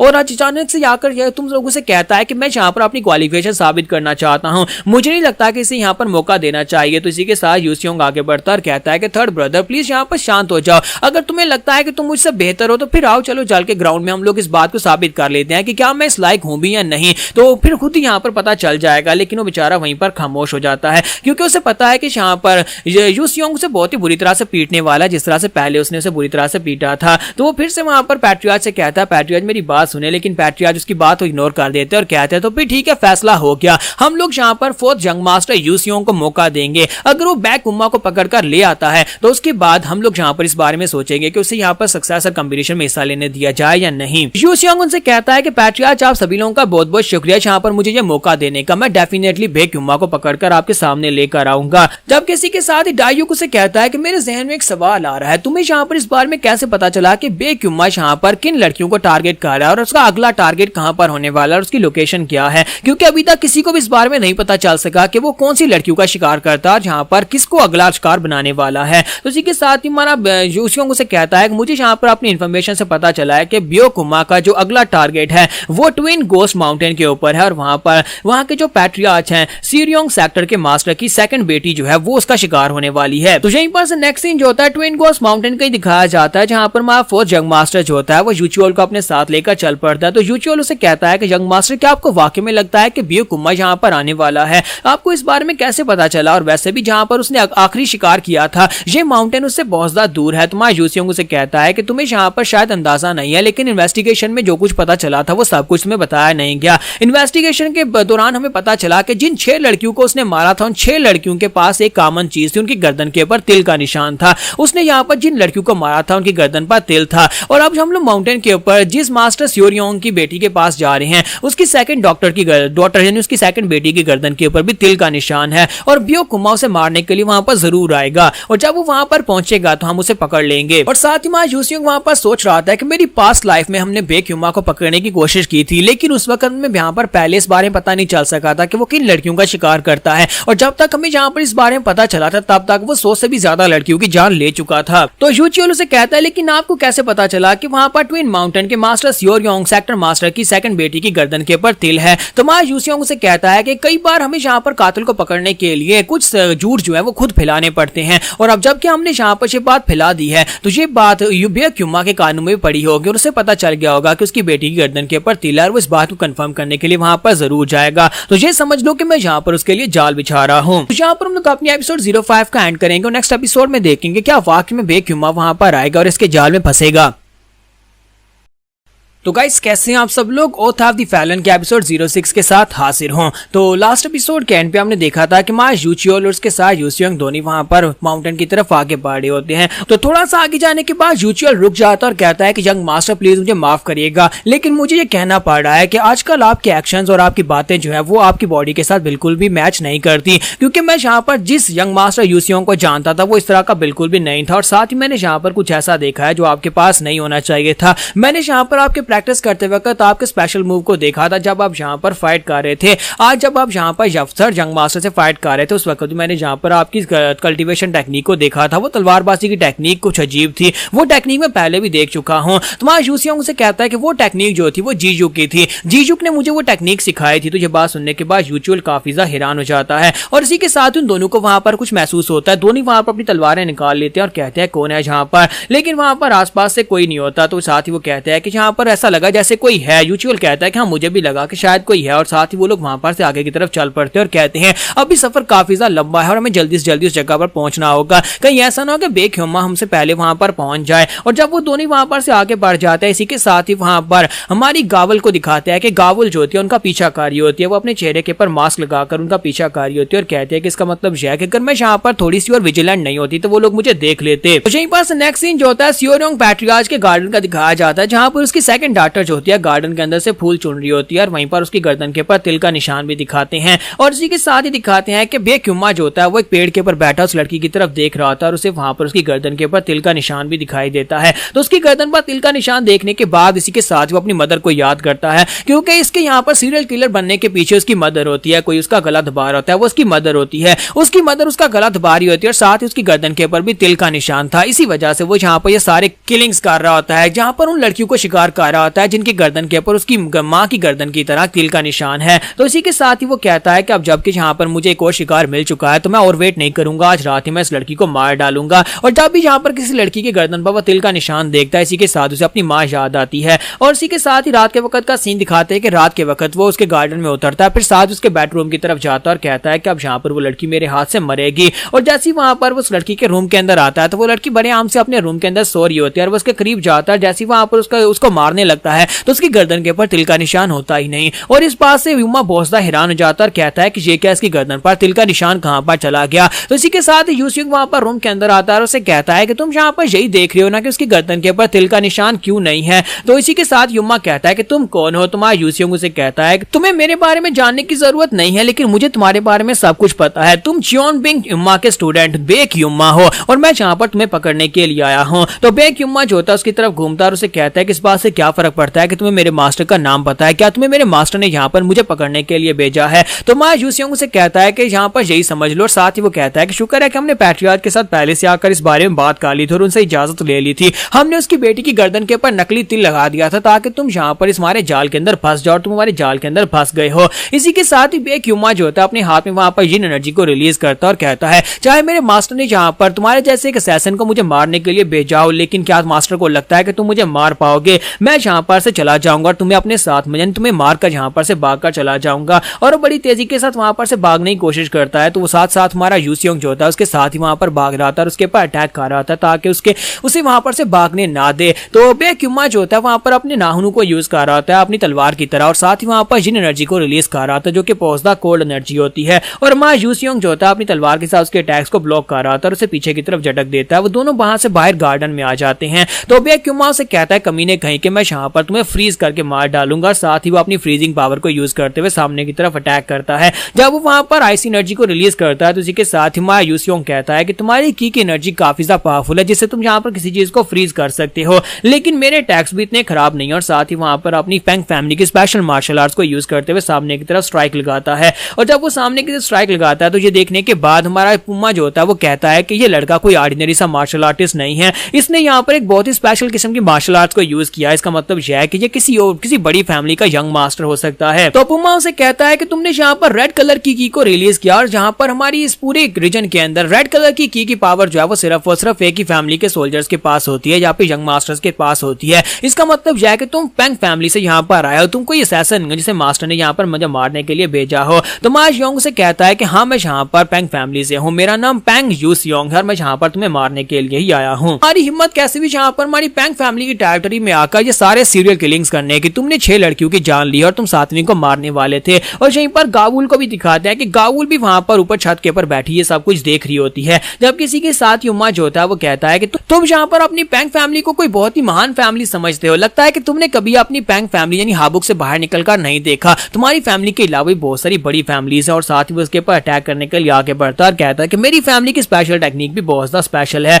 और उसके करीब पहुंचने के बाद जब वो उसके ऊपर अटैक करता है तो हमारा पैंग यूसियोंग जो होता है वहां पर iron blood fierce tiger technique को यूज करते हुए सामने की तरफ स्ट्राइक्स लगाता है। वो मल्टीपल स्ट्राइक्स लगाता है। इतनी स्ट्राइक्स को स्ट्राइक्स में से एक स्ट्राइक जो होती है वहां पर युम्मा के बाजू के ऊपर लगती है, जिससे उसका एक बाजू कट जाता है। और इस बात से युम्मा काफी ज्यादा हैरान होता है। तो हमारा यूसियोंग उसके करीब पहुंच जाता है। उसके करीब पहुंचने के बाद से वहीं पर नीचे गिरा देता है। तो इसी के साथ युम्मा अपना बाजू पकड़कर ग्राउंड के ऊपर बैठ जाता है। हमारा यूसियोंग जो होता है वहां पर देख रहा होता है कि अब यहाँ पर क्या होने वाला है। लेकिन जैसे वहां पर उसके बहते हुए ब्लड की तरफ देखता है उसे चक्कर आना शुरू हो जाते हैं, क्योंकि उसे पता था कि यूसियोंग की बॉडी जो है वो यहाँ पर ब्लड और तलवार दोनों को यहाँ पर बर्दाश्त नहीं कर सकती। इसी वजह से चक्कर आने शुरू हो जाते हैं। वो कहते हैं कहीं ये की डेविएशन तो नहीं है, मैंने कुछ ज्यादा की पावर को ना नहीं यूज कर लिया। फिर साथ ही वो कहता है कि मुझे याद आया कि फोर्थ जंग मास्टर यूसियोंग जो है ये तलवारों और ब्लड से बहुत ज्यादा डरता है। जब ये ब्लड को देखता है इसकी हालत ऐसी हो जाती है। इसी वजह से इसने पहले कभी मार्शल आर्ट्स की ट्रेनिंग नहीं की। तो जितनी देर वहां पर उसे चक्कर आता है और वो लड़खड़ा रहा होता है, इतनी देर में वहां पर युम्मा फिर से उठकर खड़ा हो जाता है और बड़ी तेजी के साथ आगे बढ़ता है। मां यूसियोंग को गले से पकड़ता है, उसका गला दबाना शुरू कर देता है।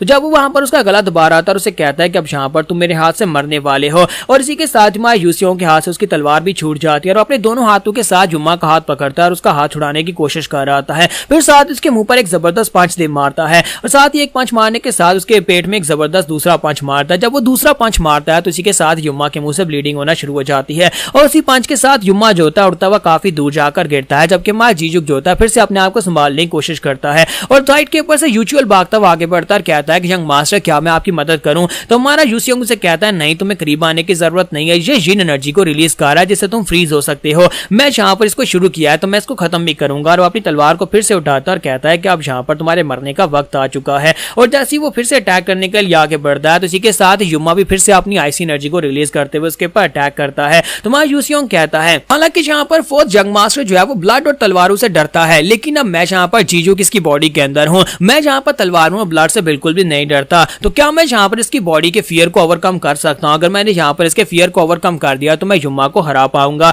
और इसी के साथ ही ऊपर की तरफ जंप करता है, माउंटेन्स किंग रूल टेक्निक को यूज करते हुए सामने की तरफ स्ट्राइक्स लगाता है। और इन्हीं स्ट्राइक्स के दौरान वो फिर जब आखिरी स्ट्राइक उसके ऊपर लगाता है तो युम्मा का दूसरा बाजू भी कट जाता है। और इसी के साथ ही युम्मा जो होता है वहीं पर ग्राउंड के ऊपर गिर जाता है। दोनों बाजू कटने के बाद अब यहाँ पर युम्मा दोबारा से फाइट तो नहीं कर पाएगा और युम्मा बेहोश होकर वहीं पर ग्राउंड के ऊपर गिर जाता है, जबकि यूचुअल भागता हुआ आगे बढ़ता और कहता है कि यंग मास्टर क्या आप ठीक हैं? तो वो कहता है कि हाँ मैं ठीक हूँ। और साथ ही वो पूछता है क्या युम्मा यहाँ पर मर गया? तो वो कहता है नहीं नहीं, वो अभी तक जिंदा है और यहाँ पर बेहोश हो गया। बेहोश होने से पहले अपनी मार्शल आर्ट्स के साथ उसने अपने कटे हुए बाजू की ब्लीडिंग को रोक दिया है, जिसकी वजह से वो अभी तक जिंदा है। अब जल्दी से तुम इसे उठाओ और यहाँ पर से हमें फैमिली में वापस जाना है, लेकिन उससे पहले मुझे एक और जगह के ऊपर जाना है और साथ ही एक और बंदे से भी मिलना है जो कि कब से हमारा पीछा कर रहा है। तो यहाँ पर हम लोग अपनी एपिसोड 06 का एंड करेंगे। तो एपिसोड की एक्सप्लेनेशन अच्छी लगी हो तो वीडियो को लाइक करना मत भूलिएगा, कमेंट करके जरूर बताइएगा और चैनल को सब्सक्राइब नहीं किया हुआ तो चैनल को भी सब्सक्राइब कर दें। शुक्रिया।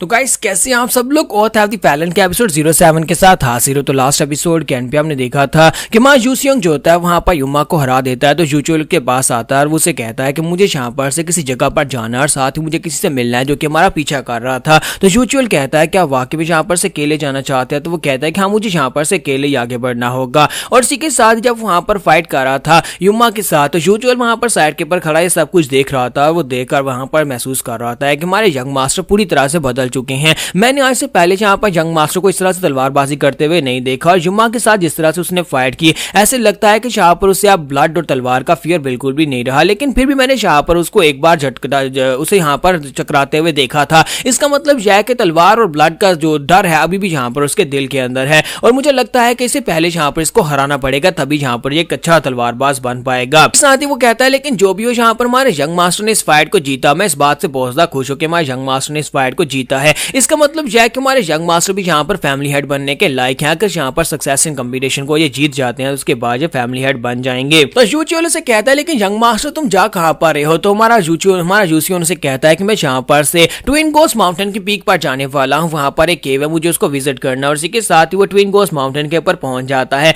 इस माउंटेन की पीक को विजडम पीक कहा जाता है। तो वहां पर एक पेड़ होता है जिसकी जड़ें नीचे लटकी होती हैं। तो वहां पर जाने के बाद हमारा यूचियो अपनी तलवार निकालता है, वहां पर उन जड़ों को काट देता है। वहां पर नीचे एक केव होती है, यानी उन जड़ों के पीछे एक केव होती है। तो हमारा यूचियो बताता है कि लास्ट टाइम जब हमने उम्मा को मारा था, तो यानी कि उम्मा के मरने से पहले हमें उसे इतना पता था कि वो यहाँ पर आया था। लास्ट टाइम हमारे सोल्जर से फाइट करने के बाद वो बहुत ही बुरी तरह जख्मी होकर इस माउंटेन के ऊपर आया था। और मुझे लगता है कि यहीं पर इस माउंटेन के ऊपर से, इस केव के अंदर से उसे कोई स्पेशल जड़ी बूटी मिली थी जिससे उसने अपनी पावर लेवल को काफी ज्यादा इंक्रीज कर लिया था और उसकी पावर और उसकी एनर्जी वापस उसे मिल गई थी। तो अब जबकि यहाँ पर युमा अभी तक यहाँ पर इस केव तक नहीं पहुंच पाया, तो फिर मैं इसके अंदर जाता हूँ, जाकर उस जड़ी बूटी को ले लेता हूँ जिससे मुझे काफी फायदा हो सकता है। और इसी के साथ ही यूसियोंग जो होता है उस केव के अंदर चला जाता है। जब वो उस केव के अंदर जाता है तो वहां पर उस केव के अंदर उसे काफी ज्यादा पावरफुल ऑरा महसूस होता है। तो वो कहता है कि मुझे लगता है कि इस केव के अंदर काफी ज्यादा स्पेशल ऑरा है और साथ ही वहां पर उसे काफी ज्यादा ठंड भी महसूस हो रही होती है। तो वो कहता है कि अचानक से यहाँ पर इस केव के अंदर इतनी ठंड क्यों हो गई है? लगता है कि यहाँ पर जिन एनर्जी वाला कोई बहुत ही स्पेशल जड़ी बूटी हो सकती है या फिर कोई बीस्ट हो सकता है।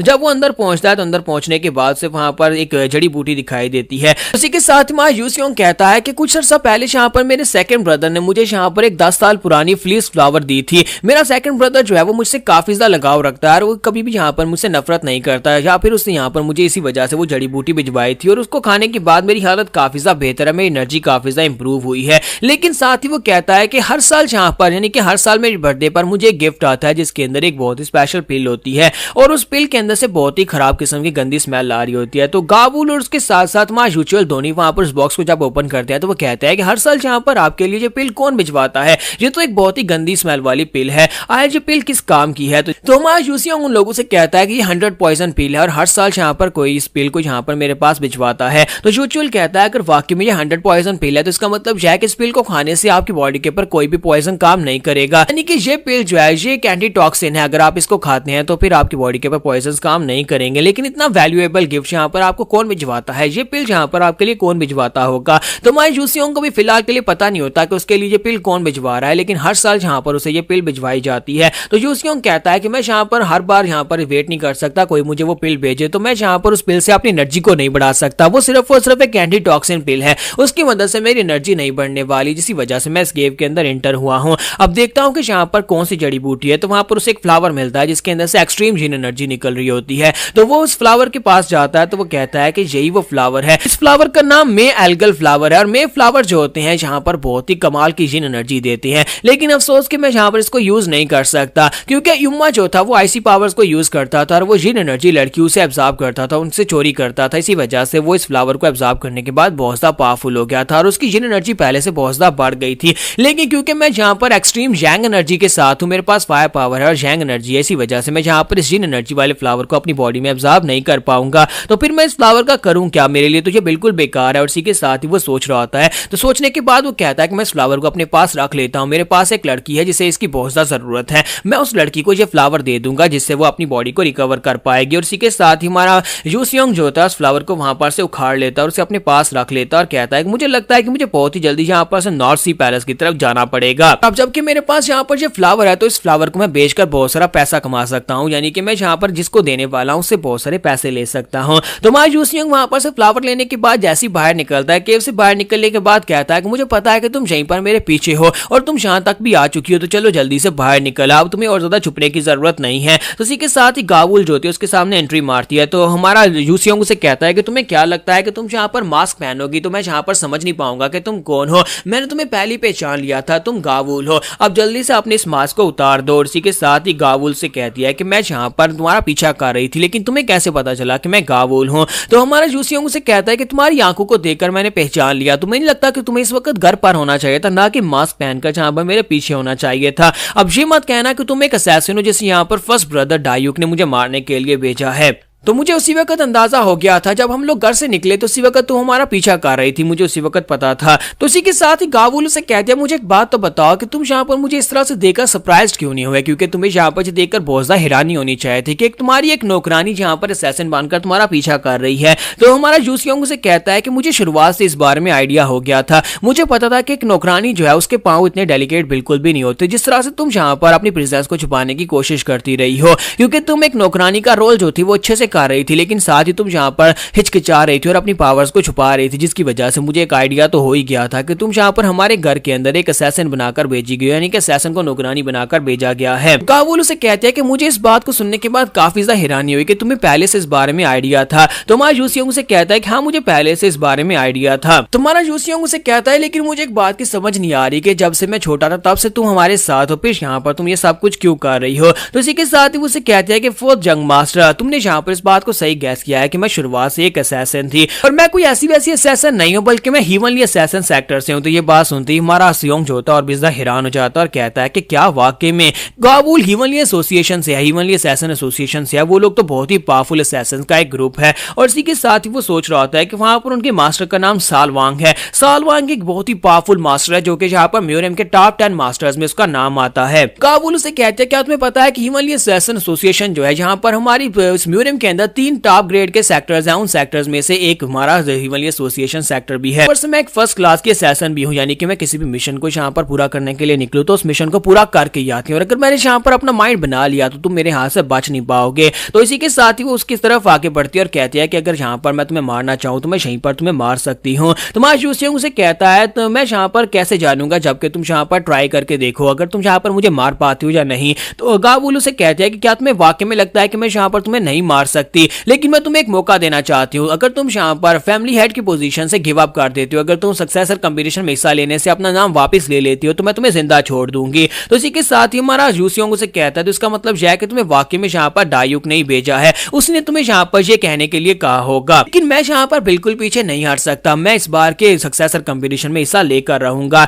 और जब वो इसे इतना कहता है तो इसी के साथ ही गावुल बड़ी तेजी के साथ उसके ऊपर अटैक करने के लिए आगे बढ़ती है और कहती है तो इसका मतलब यह है कि मेरे पास और कोई चॉइस नहीं है, मुझे यहाँ पर तुम्हें मारना ही होगा। और यहीं पर हम लोग अपनी एपिसोड 07 का एंड करेंगे और नेक्स्ट एपिसोड में देखेंगे कि हमारा जूसियोंग यहाँ पर गावुल से कैसे फाइट करेगा और इसे कैसे हराएगा।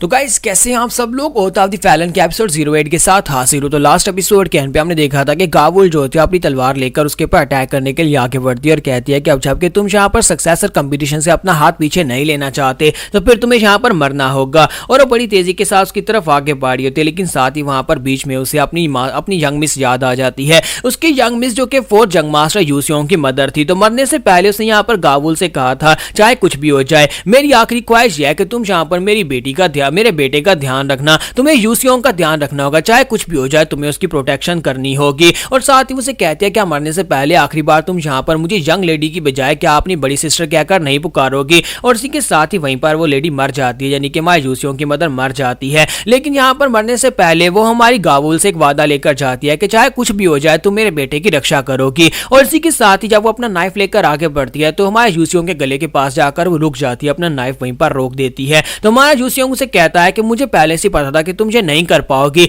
गावुल, जिस तरह से तुम मुझे यहाँ पर ढेरों सारे खाने बनाकर देती हो मुझे लगता है कि तुम मेरी बहुत ज्यादा परवाह करती हो। लेकिन ये सब कुछ क्या था, तुम यहाँ पर मेरे साथ ये सब कुछ क्यों कर रही हो और तुम क्यों चाहती हो कि मैं यहाँ पर इस कंपटीशन से पीछे हट जाऊं। तुम यहाँ पर मुझे धोखा नहीं दे रही बल्कि तुम यहाँ पर ये चाहती हो कि मैं सुरक्षित रहूं। गावुल इसी के साथ ही वहीं पर रोना शुरू कर देती है और उसे कहते हैं क्यों तुमने यहाँ पर क्यों फैसला किया कि तुम यहाँ पर इस खतरनाक रास्ते पर चलना चाहते हो। पहले तुम सिर्फ एक डरपोक थे, तुम यहाँ पर खून और तलवार को देखते डर जाते थे और इसी वजह से तुम सुरक्षित थे, कोई यहाँ पर तुम्हारे पर अटैक नहीं करता, इस कंपटीशन के लिए तुम्हें बर्डन नहीं समझता। लेकिन अब जबकि तुमने यहाँ पर सक्सेसर कंपटीशन में हिस्सा लेने का फैसला किया है तो डायुक तुम्हें मारने की कोशिश करेगा। तो हमारा यूसियोंग से कहता है कि प्लीज मुझे माफ कर देना गावुल, तुम्हें मेरी वजह से बहुत ज्यादा परेशानी हो रही है और मेरी वजह से तुम्हें यहाँ पर बहुत ज्यादा दिक्कत हुई। अचानक से मैंने अपना माइंड चेंज किया और इस कंपटीशन में हिस्सा लेने का फैसला किया। तो गावुल रोना शुरू कर देती है और कहती है कि यंग लेडी की आखिरी ख्वाहिश थी कि चाहे कुछ भी हो जाए मैं तुम्हें यहाँ पर प्रोटेक्ट करूं और मुझे पता है कि अगर तुम यहाँ पर फैमिली कंपटीशन में हिस्सा लेने के बारे में सोचते हो फिर तुम्हारे लिए बहुत ज्यादा दिक्कत हो जाएगी। और इसी के साथ ही उसे कहती है क्या तुम्हें पता है कि तुम्हारी मदर जो थी हीवनली असैसिन्स ग्रुप का जो लीडर है उसकी बेटी थी। तो ये बात सुनते ही हमारा यूसियोंग बहुत सा हैरान हो जाता है। क्या ऐसा कैसे हो सकता है कि यहाँ पर यूसियोंग की मदर जो थी वो असैसिन सेक्टर का जो मास्टर सैलवांग था उसकी बेटी थी। इसका मतलब यह है कि मेरा ग्रैंडफादर जो है वो सैलवांग है। और मैं यहाँ पर इस बात को भी यूज कर सकता हूँ क्योंकि अगर वो मेरा ग्रैंडफादर है यानी कि अगर वो मेरा नाना है तो फिर इसका मतलब यह है कि मैं उसकी पावर्स को भी यूज कर पाऊंगा। काबुल उसे कहती है कि तुम यहाँ पर असैसिन सेक्टर्स की डायरेक्ट लीनियज से हो। इसका मतलब यह है कि मास्टर सैलवांग जो है वो यहाँ पर पूरी तरह से तुम्हारी मदद कर रहे हैं और वो ऐसा बिल्कुल भी नहीं चाहते कि तुम यहाँ पर खतरे में आओ। और इसी वजह से वो इस बात से काफी खुश थे कि तुम इस सक्सेसर कंपटीशन में हिस्सा नहीं ले रहे।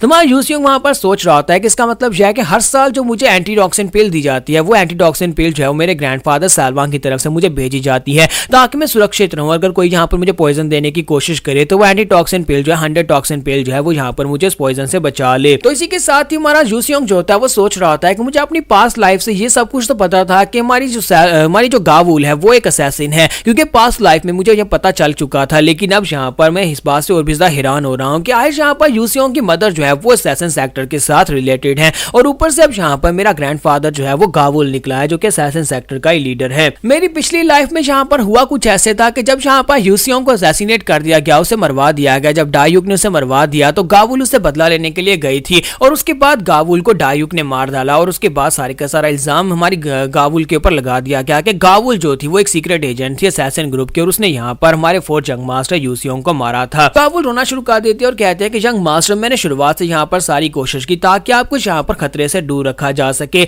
लेकिन आपने अचानक से यहाँ पर फैमिली हेड बनने के बारे में, यहाँ पर उस कंपटीशन में हिस्सा लेने के बारे में क्यों फैसला कर लिया। मैंने यंग लेडी से मैंने उनसे वादा लिया था और आखिरी उनकी ख्वाहिश यही थी कि आपको खतरे से दूर रखूं, चाहे कुछ भी हो जाए मैं आपको बचाऊंगी। इसी वजह से मैं गावुल यहाँ पर इस जगह के ऊपर आपके घर के अंदर एक नौकरानी बनकर रह रही हूँ ताकि मैं यहाँ पर आपकी रक्षा कर सकूं। लेकिन अब जबकि आपने फैसला कर ही लिया है तो फिर मैं आपके फैसले का मान रखते हुए अब आपका साथ दूंगी, चाहे कुछ भी हो जाए मैं आपका साथ दूंगी। माँ यूसियोंग काफी ज्यादा खुश होता है और कहता है कि फाइनली यहाँ पर मुझे एक और साथी मिल गया है। और इसी के साथ ही हमारा यूसियोंग जो होता है वहां पर से युमा को पकड़कर वापस ले आता है। तो जब वो युमा को लेकर वापस आता है सभी लोग जो होते हैं पब्लिक में उसे देखते हैं और सभी लोग इस बात से काफी ज्यादा खुश होते हैं। और वापसी भी आते हुए रास्ते में डायुक ने अपने असैसिन्स को भेजा हुआ था जो कि हमारे यूसियोंग को मारने के लिए उसका पीछा कर रहे थे, लेकिन अब उसके पास अपनी एक असैसिन है जो कि एक फर्स्ट रेड की असैसिन है और उसके सामने यहाँ पर और असैसिन्स तो पानी कम है। और वो रास्ते में जितने भी असैसिन्स थे उन सभी को गावुल ने मार डाला ताकि वहां पर अपने यंग मास्टर को सेफ रखा जा सके। और वहां पर वापस आने के बाद सभी लोगों में यह बात फैल गई है कि वाकई में यहाँ पर फोर्थ यंग मास्टर यूसियोंग ने युमा को पकड़ लिया और ना सिर्फ उसे पकड़ा है बहुत ही बुरी तरह से उसे जख्मी भी किया है। तो इसी वजह से सभी लोग यहाँ पर उस जीनियस को वेलकम करने के लिए आते हैं और कहते हैं कि अब लगता है कि इस बार का जो कंपटीशन है वो काफी ज्यादा खास होने वाला है। वहां यूसियोंग जब मेन हॉल में आता है तो वहां पर पैट्रियार्च उसे कहता है कि जैसा कि तुमसे वादा किया गया था तुमने बेक युमा को पकड़ लिया, इसी वजह से अब तुम यहाँ पर कंपटीशन में हिस्सा लेने के लिए पूरी तरह से क्वालिफाइड हो। 2 साल के बाद ये कंपटीशन होगा और उसमें यहाँ पर चारों ब्रदर्स आपस में फाइट करेंगे जिसके बाद यहाँ पर सक्सेसर को चूज किया जाएगा। और इसी के साथ सभी लोगों को ये बात अनाउंस कर दी जाती है और डायुक इस बात से बहुत ज्यादा हैरान होता है और गुस्से में भी होता है कि उसके असैसिन्स जो अभी तक वापस नहीं आए। इसका मतलब यह है कि उसके असैसिन्स को मार दिया गया है। और वहां से वापस आने के बाद जब वो अपने अपने पवेलियन के अंदर आता है तो बहुत ज्यादा गुस्से में होता है और कहता है कि ऐसा कैसे हो सकता है, मेरे असैसिन्स कमीने कहां पर मर गए, वो इस लड़के को क्यों नहीं मार पाए। अगर इसी मिशन के दौरान वो इस लड़के को मार डालते तो सारा इल्जाम युमा के ऊपर डाल दिया जाता। तो उसका एक साथी वहां पर होता है, वो उसे कहता है कि यंग मास्टर मुझे लगता है कि तुम यहाँ पर इस बात से बहुत ज्यादा हैरान हो रहे हो कि अचानक से यहाँ पर तुम्हारा फोर्थ ब्रदर कहीं से बीच में आ जाता है और तुमसे ज्यादा पावरफुल निकल आता है। बस यंग मास्टर से कहता है कि अंकल आप यहाँ पर क्या बात कर रहे हो, ऐसा कुछ भी नहीं है, मैं तो बस यहाँ पर उसे बहुत ही थोड़ी सी टेंशन दे रहा हूँ और मुझे नहीं लगता कि वो इतना पावरफुल है कि मुझसे आगे निकल जाए। तो इसी के साथ उसका अंकल आगे बढ़ता है और उसे कहता है कि बच्चे लगता है कि तुम्हें यहाँ पर इस बात की समझ नहीं आ रही, तुम्हारी पैंग फैमिली हमें चाहिए, तुम्हारी पैंग फैमिली की हमें बहुत ज्यादा जरूरत है। तुम्हारे ग्रैंडफादर ने तुम्हें सिर्फ और सिर्फ एक छोटा सा मिशन दिया है कि तुम्हें पैंग फैमिली का नया सक्सेसर बनना है। अगर तुम पैंग फैमिली के नए लीडर बन जाते हो तो पैंग फैमिली तुम्हारे ग्रैंडफादर के हाथ में होगी। तुम्हारे ग्रैंडपा जो कि जिंजू इयोन फैमिली से हैं वो चाहते हैं कि तुम्हारी पैंग फैमिली जिंजू इयोन फैमिली का हिस्सा बन जाए और ये काम तुम्हें करना है। और अगर तुम यहाँ पर अपने ग्रैंडपा को गुस्सा दिलाना चाहते हो तुम अच्छी तरह से जानते हो कि तुम्हारे ग्रैंडपा तुम्हारे साथ क्या करेंगे। तो यहीं पर से नेक्स्ट सीन जो होता है हाबुक पैंग फैमिली के एक्टिंग पैट्रियार्च के रूम का दिखाया जाता है। यहाँ पर म्यूरियम की तरफ से कमांडर को भेजा गया होता है तो वो उसे कहता है कि काफी अरसे के बाद हम दोनों एक दूसरे को देख रहे हैं। तो वो कहता है कि हाँ मैं भी यहाँ पर काफी अरसे के बाद तुम्हें देख रहा हूँ, काफी दिनों के बाद यहाँ पर तुमसे मिलने के लिए आया। तो उसका नाम मास्टर गोंग सॉन्जिंग होता है। मास्टर गोंग जो होता है वो म्यूनियम लीग का डिवीजन हेड होता है। तो वो यहाँ पर से युमा को पर्सनली लेने के लिए आया होता है। तो फैमिली हेड उसे कहता है कि मुझे इस बात की बहुत ज्यादा खुशी है कि तुम पर्सनली यहाँ पर युमा को लेने के लिए आए हो, लेकिन तुम्हें नहीं लगता कि म्यूरियम लीग यहाँ पर कुछ ज्यादा ही बंदोबस्त कर रही है? तुम्हारे जैसे डिवीजन हेड को यहाँ पर युमा जैसे कातिल को लेने के लिए भेजा गया है। तो वो उसे कहता है कि तुम युमा की बैकग्राउंड के बारे में सही तरह से नहीं जानते। वो यहाँ पर जॉन बिंग युमा का डिसाइपल है, उसका फेवरेट डिसाइपल है, यानी कि वो काफी ज्यादा पावरफुल है और उसकी पावर लेवल इतनी है कि बिना हाथों के भी वो यहाँ पर आम सोल्जर्स को जख्मी कर सकता है। इसी वजह से मुझे यहाँ पर उसे लाने के लिए भेजा गया है ताकि मैं उसे म्यूरियम लीग की जेल में ले जा सकूं। फिर साथ ही उसे कहता है कि वाकई में ये श्योर हो कि क्या फोर्थ यंग मास्टर ने अकेले यहाँ पर युमा को हराया है? तो वो कहता है कि हाँ, यहाँ पर फोर्थ यंग मास्टर ने ये किया है, उसकी मार्शल आर्ट्स एक्स्ट्रा ऑर्डिनरी है और हमने यहाँ पर अभी रिसेंटली इसको नोटिस किया है। तो इसी के साथ ही गोंग उसे कहता है कि मुझे लगता है कि वो लड़का जो है वो बहुत ही जल्दी तुम्हारी फैमिली के लिए गुड लक लेकर आएगा। इसी के साथ ही वो दोनों वहां पर से बाहर आते हैं जहां पर दरवाजे के ऊपर उनकी कार बिल्कुल रेडी होती है जिसके अंदर कैदी को बंद किया गया होता है। वहां पर उसे ले जाने के लिए बिल्कुल तैयार होते हैं और इसी के साथ ही हमारा फोर्थ यंग मास्टर यूसियोंग भी वहीं पर खड़ा होता है। तो मास्टर गोंग वहां पर आकर कहते हैं क्या यही हमारा फोर्थ यंग मास्टर है? तो हमारा फोर्थ यंग मास्टर यूसियोंग जो होता है वहां पर मास्टर गोंग को ग्रीट करता है और साथ ही पैट्रियार्च उसे बताते हैं क्या तुम्हें यह बच्चा याद है? यही हमारा यूसियोंग है। यूसियोंग देखो अब यहाँ पर कितना बड़ा हो चुका है। तो जैसे ही वहां पर मास्टर गोंग यूसियोंग की तरफ देखते हैं उसकी बॉडी के अंदर से एक्स्ट्रा ऑर्डिनरी एनर्जी निकल रही होती है। तो वो समझ जाते हैं कि ये लड़का जो है आगे जाकर बहुत ही महान मार्शल आर्टिस्ट बनने वाला है। तो इस लड़के को तो मेरे पास होना चाहिए, मैं इसे बहुत ही कमाल का सोल्जर बना सकता हूँ। तो यहाँ पर हम लोग अपनी एपिसोड 08 का एंड करेंगे और नेक्स्ट एपिसोड में हम लोग देखेंगे कि ये लोग अपने कंपटीशन के लिए तैयारी करना स्टार्ट करेंगे क्योंकि 2 साल के बाद यहाँ पर सक्सेसर कंपटीशन होने वाला है। तो गाइस कैसे हैं आप सब लोग? ओथ हैव द फैलन के एपिसोड 09 के साथ हाजिर हो। तो लास्ट एपिसोड के एंड पे हमने देखा था कि मास्टर जुंग जो होते हैं जो कि म्यूरियम लाइंस की तरफ से आए होते हैं, वहां पर आने के बाद फोर्थ यंग मास्टर यूसियोंग की तरफ देखते हैं और कहते हैं यंग मास्टर यूसियोंग तुम्हारी बॉडी बिल्ड और साथ में तुम्हारी एनर्जी काफी ज्यादा स्टेबल है। और इसी के साथ ही वहां पर उसे ऑफर करते हैं कि क्या तुम यहाँ पर हमें ज्वाइन करना चाहोगे? और जब वो वहां पर उसे ऑफर करते हैं और साथ ही वो सोच रहे होते हैं कि अगर ये लड़का हमें ज्वाइन कर लेता है तो इससे हमें काफी ज्यादा फायदा होगा। तुम्हारा यूसियोंग जो होता है वहां पर सोच रहा था कि अब मैं यहाँ पर आगे से क्या जवाब दूं, क्योंकि दूसरी तरफ से हमारे म्यूरियम लीग के जो ऑफिसर होते हैं वो उसे कह रहे होते हैं कि अगर तुम हमें ज्वाइन करते हो तो फिर बहुत ही जल्दी तुम यहाँ पर हायर पोजीशन के ऊपर जा सकते हो, क्योंकि जितनी बॉडी बिल्ड और साथ में तुम्हारे पास जो इनर एनर्जी है उसकी मदद से तुम बहुत ही जल्दी हायर पोजीशन के ऊपर पहुंच जाओगे। तो कैप्टन जो सॉरी पैट्रियार्च जो होते हैं वो भी काफी ज्यादा हैरान होते हैं और कहते हैं क्या आप वाकई में सीरियस हैं? क्या आप यहाँ पर फोर्थ यंग मास्टर यूसियोंग को म्यूरियम के अंदर जॉब के ऑफर कर रहे हैं? तो वो हमारा जो यूसियोंग होता है उनसे कहता है कि प्लीज मुझे माफ करिएगा, आपकी सजेशन वाकई में काफी ज्यादा अच्छी और साथ ही आपने जहाँ पर मुझे ऑफर की इसके लिए आपका बहुत बहुत शुक्रिया, लेकिन मैं फिलहाल के लिए फैमिली के ऊपर ही फोकस करना चाहता हूं। तो मास्टर जोंग उसे कहता है कि हाँ मैं समझ सकता हूं कि तुम यहाँ पर फैमिली के ऊपर क्यों फोकस करना चाहते हो, क्योंकि बहुत ही जल्दी तुम्हारी फैमिली के अंदर वो कंपटीशन होगा जिसमें तुम्हारा सक्सेसर चूज किया जाएगा। इसी के साथ ही वो उसे कहता है कि मैं तुम्हारे पर ज्यादा दबाव नहीं डालूंगा और वो अपने कैदी को लेकर वहां पर से चले जाते हैं। उनके चले जाने के बाद हमारा यूसियोंग जो होता है वहां पर प्रैक्टिस जारी रखता है, वो अपनी प्रैक्टिस करता रहता है ताकि अपने आप को स्ट्रॉन्ग बना सके। और इसी के साथ ही नेक्स्ट सीन जो होता है ड्रिल हॉल का दिखाया जाता है जहां पर हमारा यूसियोंग जो होता है वो यूचुअल के साथ प्रैक्टिस कर रहा होता है। यूचुअल को भी वहां पर तलवारबाजी सिखा रहा होता है। तो यूचुअल जो होता है वो अपनी तलवारबाजी को यूज करते हुए वहां पर अपने मूव्स को यूज करते हुए मास्टर के ऊपर अटैक करता है, लेकिन हमारा यूसियोंग जो होता है बड़ी आसानी के साथ उसके सारे अटैक्स को वहां पर अवॉइड कर लेता है और एंड के ऊपर अपनी तलवार निकालकर उसके ऊपर एक स्लैश लगाता है। तो यूचुअल को उस अटैक को ब्लॉक करने में काफी ज्यादा दिक्कत होती है। वहीं पर वो घुटने टेक देता है और कहता है यंग मास्टर यूसियोंग प्लीज मुझे माफ करिएगा, लेकिन मुझे नहीं लगता कि मैं यहाँ पर आपसे फाइट करने के लायक हूँ। आपकी तलवारबाजी की टेक्निक्स बहुत ज्यादा शार्प और बहुत ज्यादा तेज हो चुकी हैं। तुम्हारा यूसियोंग से कहता है कि मुझे लगता है कि तुम भी यहाँ पर बहुत ही अच्छे वॉरियर हो और मुझे लगता है कुछ ही महीनों की ट्रेनिंग के बाद तुम यहाँ पर बहुत अच्छे तलवारबाज बन जाओगे। तो वो सोच रहा था देखो तो जरा यहाँ पर हमारे फोर्थ यंग मास्टर जो कि खून और तलवार से बहुत ज्यादा डरते थे आज यहाँ पर किस तरह से मुझे कॉम्प्लीमेंट कर रहे हैं, और वो उसका हाथ पकड़कर खड़ा हो जाता है। इसी के साथ ही हमारा यूसियोंग कहता है कि मैं चाहता हूँ कि जब मैं वापस आऊँ तुम काफी ज्यादा स्ट्रॉन्ग बन जाओ। और काबुल भी वहां पर आ जाती है और इसी के साथ ही वो एक बुक लेकर उसके पास आती है जो कि एक मार्शल आर्ट्स की टेक्निक होती है, और वो बुक जो होती है स्पेशली हमारे यूचियोल के लिए होती है क्योंकि हमारे यूसियोंग ने वहां पर उस बुक को स्पेशली वहां पर लिखा होता है। तो उसे कहता है कि मैंने यहाँ पर स्पेशल टेक्निक्स का ना iron blood fierce tiger technique है, इसको तुम्हारे लिए यहाँ पर इस बुक के अंदर इजी करके लिखा है, तुम इसको यहाँ पर सीख सकते हो, इसको अच्छे से मास्टर कर लेना। मैं चाहता हूँ कि मेरे वापस आने तक तुम इसको अच्छे से सीख कर रखो। और साथ ही वो सोच रहा था कि मेरी पास्ट लाइफ में मेरा जो यूचियोल था ये काफी ज्यादा अच्छा वॉरियर बन गया था, लेकिन काफी देरी के बाद यानी कि ये मेरे सोल्जर्स जो थे उनका जनरल बना था और उनका जनरल बनने के बाद इसकी पूरी की पूरी आर्मी को वाइप वाइप आउट कर दिया गया था, क्योंकि डायूक कभी नहीं चाहता था कि मेरे साथी यहाँ पर आगे बढ़े। लेकिन इस लाइफ में मैं ऐसा बिल्कुल भी नहीं चाहूंगा कि यूजुअल यहाँ पर डायूक की वजह से मारा जाए। फिर साथ ही यूसियोंग जो होता है वहां पर वॉइस ट्रांसमिशन को यूज करते हुए गावुल से पूछता है कि तुमने कहा था ना कि अभी भी यहाँ पर तुम्हारे नीचे बहुत सारे असैसिन्स काम करते हैं। तो वो कहती है कि हाँ, मैं बहुत सारे असैसिन्स से कांटेक्ट में हूँ और इस वक्त हीवन एसोसिएशन के साथ भी मेरा यहाँ पर रिलेशनशिप है। ये तो क्या आप यहाँ पर किसी को मरवाना चाहते हैं या फिर आप कोई इन्फॉर्मेशन हासिल करना चाहते हैं? जो भी आप चाहे मैं कर सकती हूँ। तुम्हारा यूसियोंग से कहता है कि हाँ, मुझे यहाँ पर इन्फॉर्मेशन चाहिए, मुझे एक स्पेसिफिक बंदे के बारे में इन्फॉर्मेशन चाहिए होगी। फिर साथ ही उसे कहता है कि मैं चाहता हूँ कि तुम यहाँ पर फैमिली में यंग मास्टर के ऊपर नजर रखो, बाकी के सभी यंग मास्टर, स्पेशली यहाँ पर फर्स्ट यंग मास्टर डायूक के ऊपर नजर रखना, और अगर तुम्हें यहाँ पर कुछ भी पता चलता है तो उसकी इन्फॉर्मेशन मेरे पास जरूर भेजना। तो इसी के साथ ही वो उसे कहते हैं कि तुम कहां पर जा रहे हो, तुम यहाँ पर हमसे इस तरह की बात क्यों कर रहे हो? तो हमारा यूसियोंग जो होता है उनसे कहता है कि मैं नहीं चाहता कि तुम में से कोई यहाँ पर मुझे फॉलो करे, अब मैं अकेले यहाँ पर से जाने वाला हूँ। अगले 2 साल तक मैं ट्रेनिंग करूंगा, 2 साल के बाद ही घर वापस आऊंगा जब यहाँ पर कंपटीशन स्टार्ट होगा। तो यूचियोल उसे कहता है लेकिन हमें आपके साथ आने दें। तो वो कहता है कि नहीं, तुम में से कोई मेरे साथ नहीं आएगा, इस बार यहाँ पर मैं इस जर्नी के ऊपर अकेला जाने वाला हूँ, और जब मैं वापस आऊंगा तो उसके बाद तुम सभी लोग यहाँ पर देखोगे कि तुम्हारा फैमिली पैट्रियार्च वापस आ गया है। तुम्हारा यूसियोंग वहां पर से अकेले निकल पड़ता है। जब वो बाजार में जा रहा होता है तो चलते वहां पर जाते जाते वो कहता है कि काफी अर्सा हो गया मैं यहाँ पर स्ट्रीट्स में इस तरह से नहीं चला,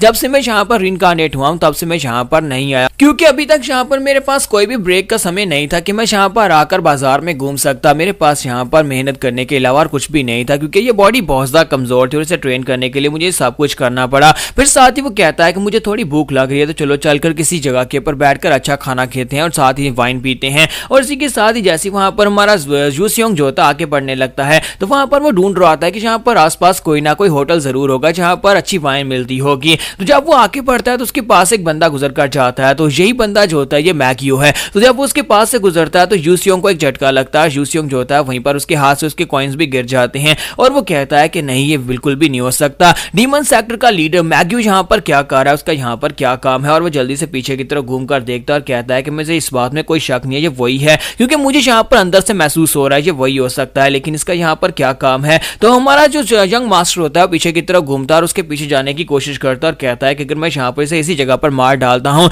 तो मुझे यहाँ पर काफी ज्यादा फायदा होगा, ये सारी की सारी वार यहीं पर खत्म हो जाएगी, क्योंकि इसी कमीने की वजह से यहाँ पर राइटियस पाथ और डिमोनिक पाथ के बीच में वो जंग हुई थी जिसमें मेरे बहुत सारे दोस्त मारे गए थे, लेकिन उसकी बॉडी वहां पर मूव नहीं कर पा रही होती। तो वो कहता है कि ये बॉडी, इसके अंदर बहुत सारा फियर भरा हुआ है, यानी कि ये बॉडी इतनी कमजोर है कि मैग्यू मेरे पास से गुजरकर चला गया, मैं उसका पीछा करना चाहता हूँ लेकिन ये बहुत ज्यादा कमजोर है। तो हमारा यंग मास्टर यूसियोंग जो होता है वहीं पर अपने सर पे हाथ रख के खड़ा हो जाता है और कहता है कि नहीं, मैं यहाँ पर दोबारा से कोलैप्स बिल्कुल भी नहीं हो सकता। लास्ट टाइम पिछली लाइफ में मैं यहाँ पर मैग्यू के हाथ से मारा गया था, डीमन सेक्टर लीडर ने मुझे यहाँ पर बड़ी आसानी से मार डाला था, और क्या इस बार भी यहाँ पर कुछ भी नहीं बदलने वाला? मुझे तो लगा था कि इस बार मैं यहाँ पर उस जंग को होने से रोक सकता हूँ और अपने दोस्तों को मरने से रोक सकता हूँ, लेकिन क्या इस बार यहाँ पर बिल्कुल वैसे ही सब कुछ होने वाला है? क्या इस बार भी मैं यहाँ पर मैग्यू के हाथ से ही मरने वाला हूँ? तुम्हारा यूसियोंग वहां से आगे की तरफ बढ़ना स्टार्ट करता है, लेकिन उसके पसीने छूट रहे होते हैं और इसी के साथ ही वो ग्राउंड के ऊपर गिर जाता है। आसपास के लोग उसे कहते हैं कि यंग मास्टर क्या तुम ठीक हो, तुम्हें क्या हो गया, अचानक से तुम गिर क्यों गया, कहीं तुम्हारी तबीयत तो नहीं खराब? तो हमारा यूसियोंग जो होता है वो अपनी टांगों की तरफ देख रहा था कि उसकी टांगे वहां पर कांप रही होती हैं। तो वो कहता है कि मुझे लगता है कि मैं इस हालत में बिल्कुल भी नहीं हूं कि फिलहाल के लिए मैं यहाँ पर डीमन सेक्टर लीडर का मुकाबला कर सकूं, तो मुझे यहाँ पर दोबारा से अपने आप को स्ट्रांग बनाना होगा, इतना स्ट्रांग बनाना होगा कि जब अगली बार यहाँ पर मैग्यू मेरे सामने आए तो मैं उसे वहीं पर मार डालूं। तो हमारा यंग मास्टर जो होता है वहां पर से एक रेस्टोरेंट के अंदर चला जाता है, जबकि सेम टाइम के ऊपर उसी गली का सीन दिखाते हैं जहां पर 2 मास्टर्स आते हैं, एक का नाम रेड और एक का नाम ब्लैक होता है। ये दोनों बहुत ही फेमस असैसिन्स होते हैं जो कि यहाँ पर एक स्पेशल ग्रुप की तरफ से भेजे गए होते हैं, क्योंकि हमारे यंग मास्टर पेंग ने युमा को पकड़ा था, तो युमा का मास्टर च्योंगबिंग युमा जो है उसने यहाँ पर इन दोनों को भेजा होता है इसको पकड़ने के लिए, यानी यूसियोंग को पकड़कर मारने के लिए। तो रेड वहां पर इस बात से काफी ज्यादा गुस्से होता है और दूसरे ब्लैक से कहता है कि तुम्हें नहीं लगता कि इस बार का मिशन कुछ ज्यादा ही आसान है? हमें यहाँ पर एक प्रेस्टीजियस फैमिली के यंग मास्टर को मारने का मिशन दिया गया है और तुम्हें पता है कि प्रेस्टीजियस फैमिली के यंग मास्टर जो होते हैं वो बेकार होते हैं, सारा दिन पड़े रहते हैं और लड़कियों के साथ मजे करते रहते हैं या फिर होटल में बैठकर वाइन पीते रहते हैं। मेरे लिए ये बहुत ही बड़ी इंसल्ट की बात है। तो जबकि ब्लैक उसे कहता है कि हमारा काम तो काम है, हमें यहाँ पर एक मिशन दिया गया है, मास्टर युमा ने कहा था कि यहाँ पर इस मिशन को पूरा करना और हर हाल में इस मिशन को पूरा करना होगा, इसलिए बातें बंद करो और चुपचाप यहाँ पर आगे बढ़ो। हमें उस यंग मास्टर को जल्दी से ढूंढना होगा और उसका काम तमाम करना होगा। यहीं पर पास्ट का सीन दिखाते हैं जहाँ पर बेक ह्यूमा के मास्टर को इस बारे में पता चलता है कि बेक ह्यूमा को बहुत ही बुरी तरह से उसके दोनों बाजू काटने के बाद उसे यहाँ पर म्यूरियम लीग में गिरफ्तार करवा दिया गया, जहां पर म्यूरियम अलायंस के लोग उसे अपनी जेल के अंदर पकड़कर ले गए हैं, जहां पर उसका निकलना नामुमकिन है।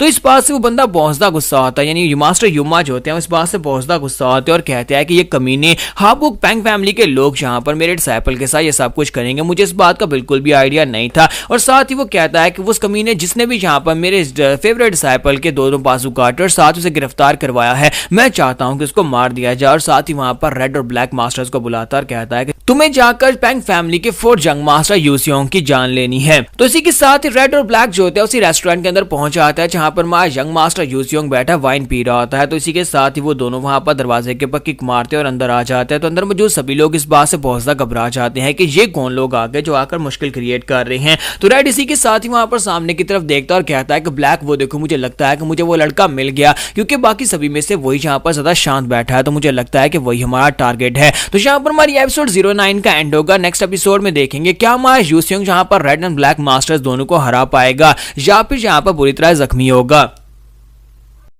तो गाइस कैसे हैं आप सब लोग। तो ओथ ऑफ द फैलन के एपिसोड 10 के साथ हाजिर हूं। तो लास्ट एपिसोड के एंड पे हमने देखा था कि हमारा यूसियोंग जो होता है वो रेस्टोरेंट के अंदर बैठा होता है कि उसी वक्त वहां पर बाहर से 2 असैसिन रेड और ब्लैक जो होते हैं वो दरवाजे पर किक मारते हैं और अंदर आ जाते हैं। अंदर आने के बाद रेड वहां पर सभी लोगों को देखता है और कहता है कि वो देखो हमारा टारगेट वहां पर ऊपर बैठा हुआ है, जबकि बाकी के सभी लोग जो होते हैं बहुत ज्यादा घबरा जाते हैं। और इसी के साथ उनमें से एक जो होता है वहां पर उसे पहचान लेता है और वो दूसरे से कहता है कि तुम्हें पता है कि ये लोग कौन है, मैंने इनके बारे में सुना है, ये तो रेड और ब्लैक है। रेड और ब्लैक जो बहुत ही पावरफुल असैसिन है और जहां पर भी जाते हैं किसी न किसी को मारने के लिए जाते हैं। हमें यहाँ पर नहीं होना चाहिए, हमें यहाँ पर से निकल जाना चाहिए, क्योंकि ये डेमन फैक्शंस हैं, यानी कि डिमोनिक फैक्शन के सेक्टर्स में से हैं। और अगर ये लोग यहाँ पर हमारे ऑर्थोडॉक्स म्यूरियम से नहीं है तो उसका मतलब यह है कि यहाँ पर ये किसी को भी मार सकते हैं। तो इसी के साथ ही रेड जो होता है उन सभी लोगों से कहता है कि हाँ मुझे पता है तुम सभी लोगों ने मेरी बहुत सारी तारीफें सुन रखी हैं, जबकि तुम सभी ने मेरे बारे में सुन रखा है तो यहाँ से दफा हो जाओ। अगर तुम लोग मरना नहीं चाहते तो फिर सभी लोग यहाँ पर से दफा हो जाओ। तो सभी लोग बहुत ज्यादा डर जाते हैं और देखते ही देखते पूरे का पूरा रेस्टोरेंट जो होता है वो खाली हो जाता है और सिर्फ हमारा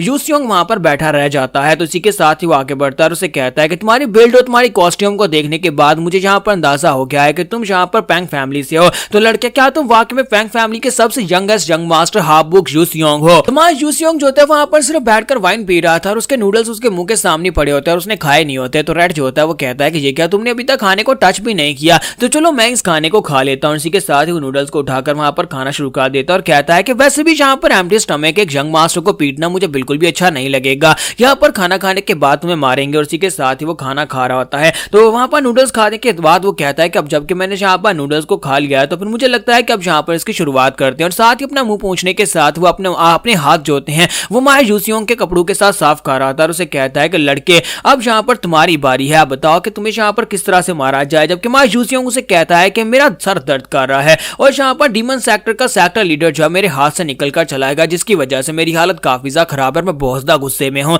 इस वक्त मेरा मूड अच्छा नहीं है, यहाँ से दफा हो जाओ। और साथ ही वो सोच रहा होता है कि ये कमीने लोग, मुझे पता है कि ये लोग कौन हैं, ये चुनबिंग उम्मा की तरफ से भेजे गए हैं। इस कमीने उम्मा ने जहाँ पर इन दोनों रेड और ब्लैक को मुझे मारने के लिए भेजा है। लेकिन मुझे फिलहाल के लिए यहाँ पर मैग्यू को याद कर करके बहुत ज्यादा गुस्सा आ रहा है। उस कमीने मैग्यू ने पिछली लाइफ में मुझे मार डाला था, मैं यहाँ पर उसे बदला लेने के लिए कुछ भी नहीं कर पाया, मेरे हाथ कांप रहे थे और ऊपर से ये 2 कमीने यहाँ पर मेरे सामने आ गए हैं। तो रेड उसे कहता है कि लड़के क्या तुम यहाँ पर हमारी बातों को इग्नोर कर रहे हो। तो उसी के साथ ही माय यूसियोंग उठकर खड़ा हो जाता है और उसे कहता है मुझे पता है कि तुम दोनों यहाँ पर साडो चियोन की तरफ से भेजे गए हो। साडो चियोन के चुनबिंग युमा ने तुम्हें यहाँ पर मुझे मारने के लिए भेजा है, लेकिन तुम लोग गलत टाइम के ऊपर आए हो, इसलिए क्योंकि मैं अच्छे मूड में नहीं हूं, मैं यहाँ पर तुम्हें वाइन पिलाता हूँ फिर यहाँ पर से दफा हो जाओ। और इसी के साथ ही माय यूसियोंग जो होता है वाइन की बोतल उठाता है और उसे उठाकर वहां पर रेड के सर के ऊपर उंडेल देता है। तो जैसे वहां पर रेड के सर के ऊपर उंडेलता है उसे कहता है कि अब यहाँ पर से दफा हो जाओ, अगर तुम वाइन पीकर यहाँ पर दफा हो जाते हो तो मरोगे नहीं। लेकिन रेड जो होता है उसे कहता है कि तुमने बहुत बड़ी गलती कर दी, हम तुम्हें मारने तो वाले थे लेकिन अब यहाँ पर बहुत ही दर्दनाक मौत देंगे। और इसी के साथ ही जब वो अटैक करने लगता है तो वहां यूसियोंग उसे एक जबरदस्त किक मारता है।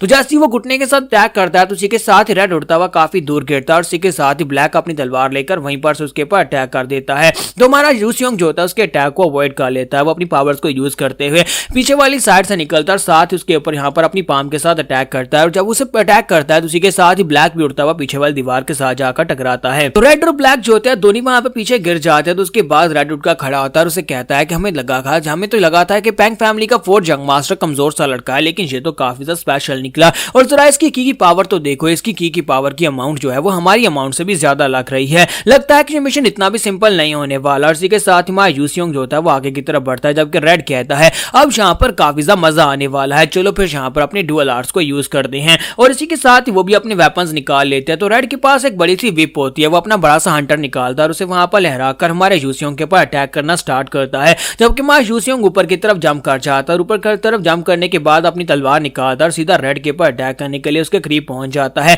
जब वो उसके करीब पहुंचता है तो रेड इसी के साथ ही अपनी विप को वहां पर से घुमाकर दोबारा से उसके ऊपर अटैक करना स्टार्ट करता है। और उसकी विप जो होती है वहां पर हमारे यूसियोंग को लगने लगती है, जबकि सेम टाइम के ऊपर दूसरी तरफ से ब्लैक भी उसके ऊपर अटैक करने के लिए आगे बढ़ता है। तो रेड वहां पर अपनी विप की मदद से अपने आप को वहां पर बचा लेता है, क्योंकि तलवार उसकी विप के साथ जाकर टकराती है। जबकि ब्लैक वहां पर सोच रहा था कि ये लड़का वाकई में काफी ज्यादा स्ट्रॉन्गर है। और इसी के साथ ही ब्लैक वहां पर सामने आकर खड़ा हो जाता है। ब्लैक वहां पर उसके अटैक को ब्लॉक करता है, जिसकी वजह से ब्लैक पीछे की तरफ गिर जाता है। तो हमारा यूसियोंग कहता है कि नहीं, क्या लगा था कि मैं यहाँ पर इतना कमजोर हूँ, चलो इतनी आसानी के साथ आकर मुझे अपना टारगेट बनाकर मुझे मार सकते हैं। तो दोनों के वहां पर फिर से पीछे गिरने के बाद हमारा यूसियोंग जो होता है उसकी एनर्जी भी काफी ज्यादा खत्म हो चुकी होती है, यानी बहुत थोड़ी रह चुकी होती है। और वो कहता है कि मेरे पास यहाँ पर ज्यादा एनर्जी नहीं बची, क्योंकि मैंने यहाँ पर अपनी एनर्जी को भी सही तरह से गैदर नहीं किया। क्योंकि यहाँ पर इस बॉडी की स्पेशलिटी यही है कि यह काफी अरसे से मैंने यहाँ पर प्रैक्टिस नहीं किया था, और मैंने अभी भी 1 महीना पहले प्रैक्टिस करना स्टार्ट किया है। कि वो दोनों मास्टर्स मार खाने के बाद भी यहाँ पर काफी अच्छी हालत में दिखाई दे रहे हैं। मुझे जल्दी से जल्दी इस फाइट को खत्म करना होगा, वरना ये दोनों यहाँ पर मेरे ऊपर हावी आ जाएंगे और उसके बाद मैं इन हाथों से मारा जाऊंगा। तो मैं यहाँ पर ज्यादा से ज्यादा सिर्फ 3 स्किल्स को इस एनर्जी के साथ यूज कर पाऊंगा। तो हमारा यूसियोंग जो होता है इसी के साथ ही वहां पर अटैक करने के लिए रेडी होता है, जबकि सामने से वो दोनों मास्टर जो होते हैं उसके ऊपर अटैक करने के लिए आगे बढ़ते हैं।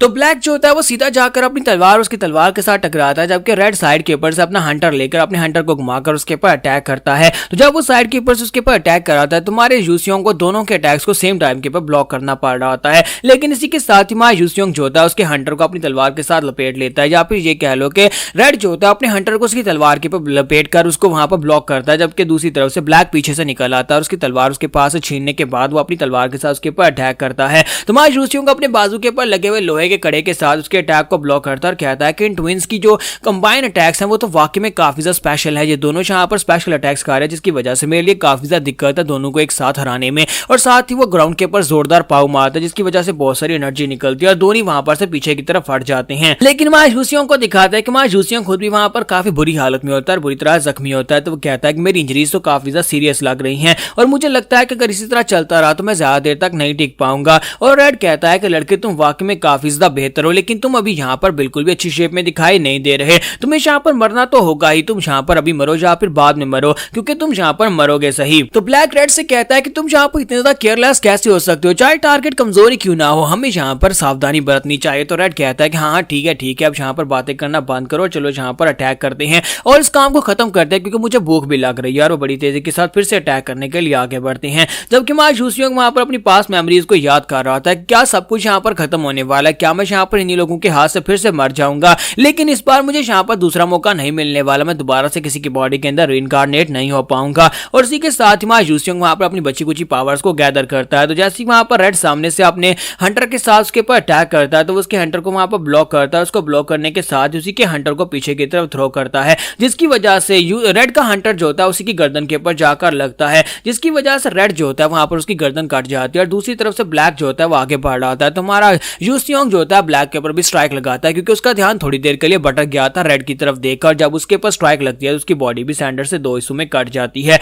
और इस तरह हमारा यूसियोंग जो होता है रेड और ब्लैक दोनों को वहीं पर मार डालता है। और उनके मरने के बाद हमारा यूसियोंग कहता है कि मुझे लगता है कि मुझे अपनी की पावर को एनहांस करना पड़ेगा। अगर यहाँ पर इस तरह के कुछ और लोगों से मेरी फाइट हुई या उनके साथ सामना हुआ तो फिर तो मैं यहाँ पर फाइट नहीं कर पाऊंगा। अगर मैं यहाँ पर इस तरह के कमजोर रेड और ब्लैक को नहीं हरा सकता तो फिर मैं यहाँ पर मैग्यू के बारे में तो भूल ही जाऊंगा। डीमन सेक्टर लीडर को हराना मेरे बस की बात है, मैं उसे कभी भी नहीं हरा पाऊंगा। तो यहाँ पर हम लोग अपनी एपिसोड 10 का एंड करेंगे। नेक्स्ट एपिसोड में देखेंगे कि हमारा यूसियोंग अब यहाँ पर से आगे कहाँ पर जाएगा, क्योंकि उसे अपनी स्ट्रेंथ को बढ़ाना है और उसे जाकर फिर से किसी सीक्रेट केव के अंदर से अपने लिए कोई स्पेशल चीज ढूंढनी होगी जिससे वो अपने आप को स्ट्रॉन्गर बना सके।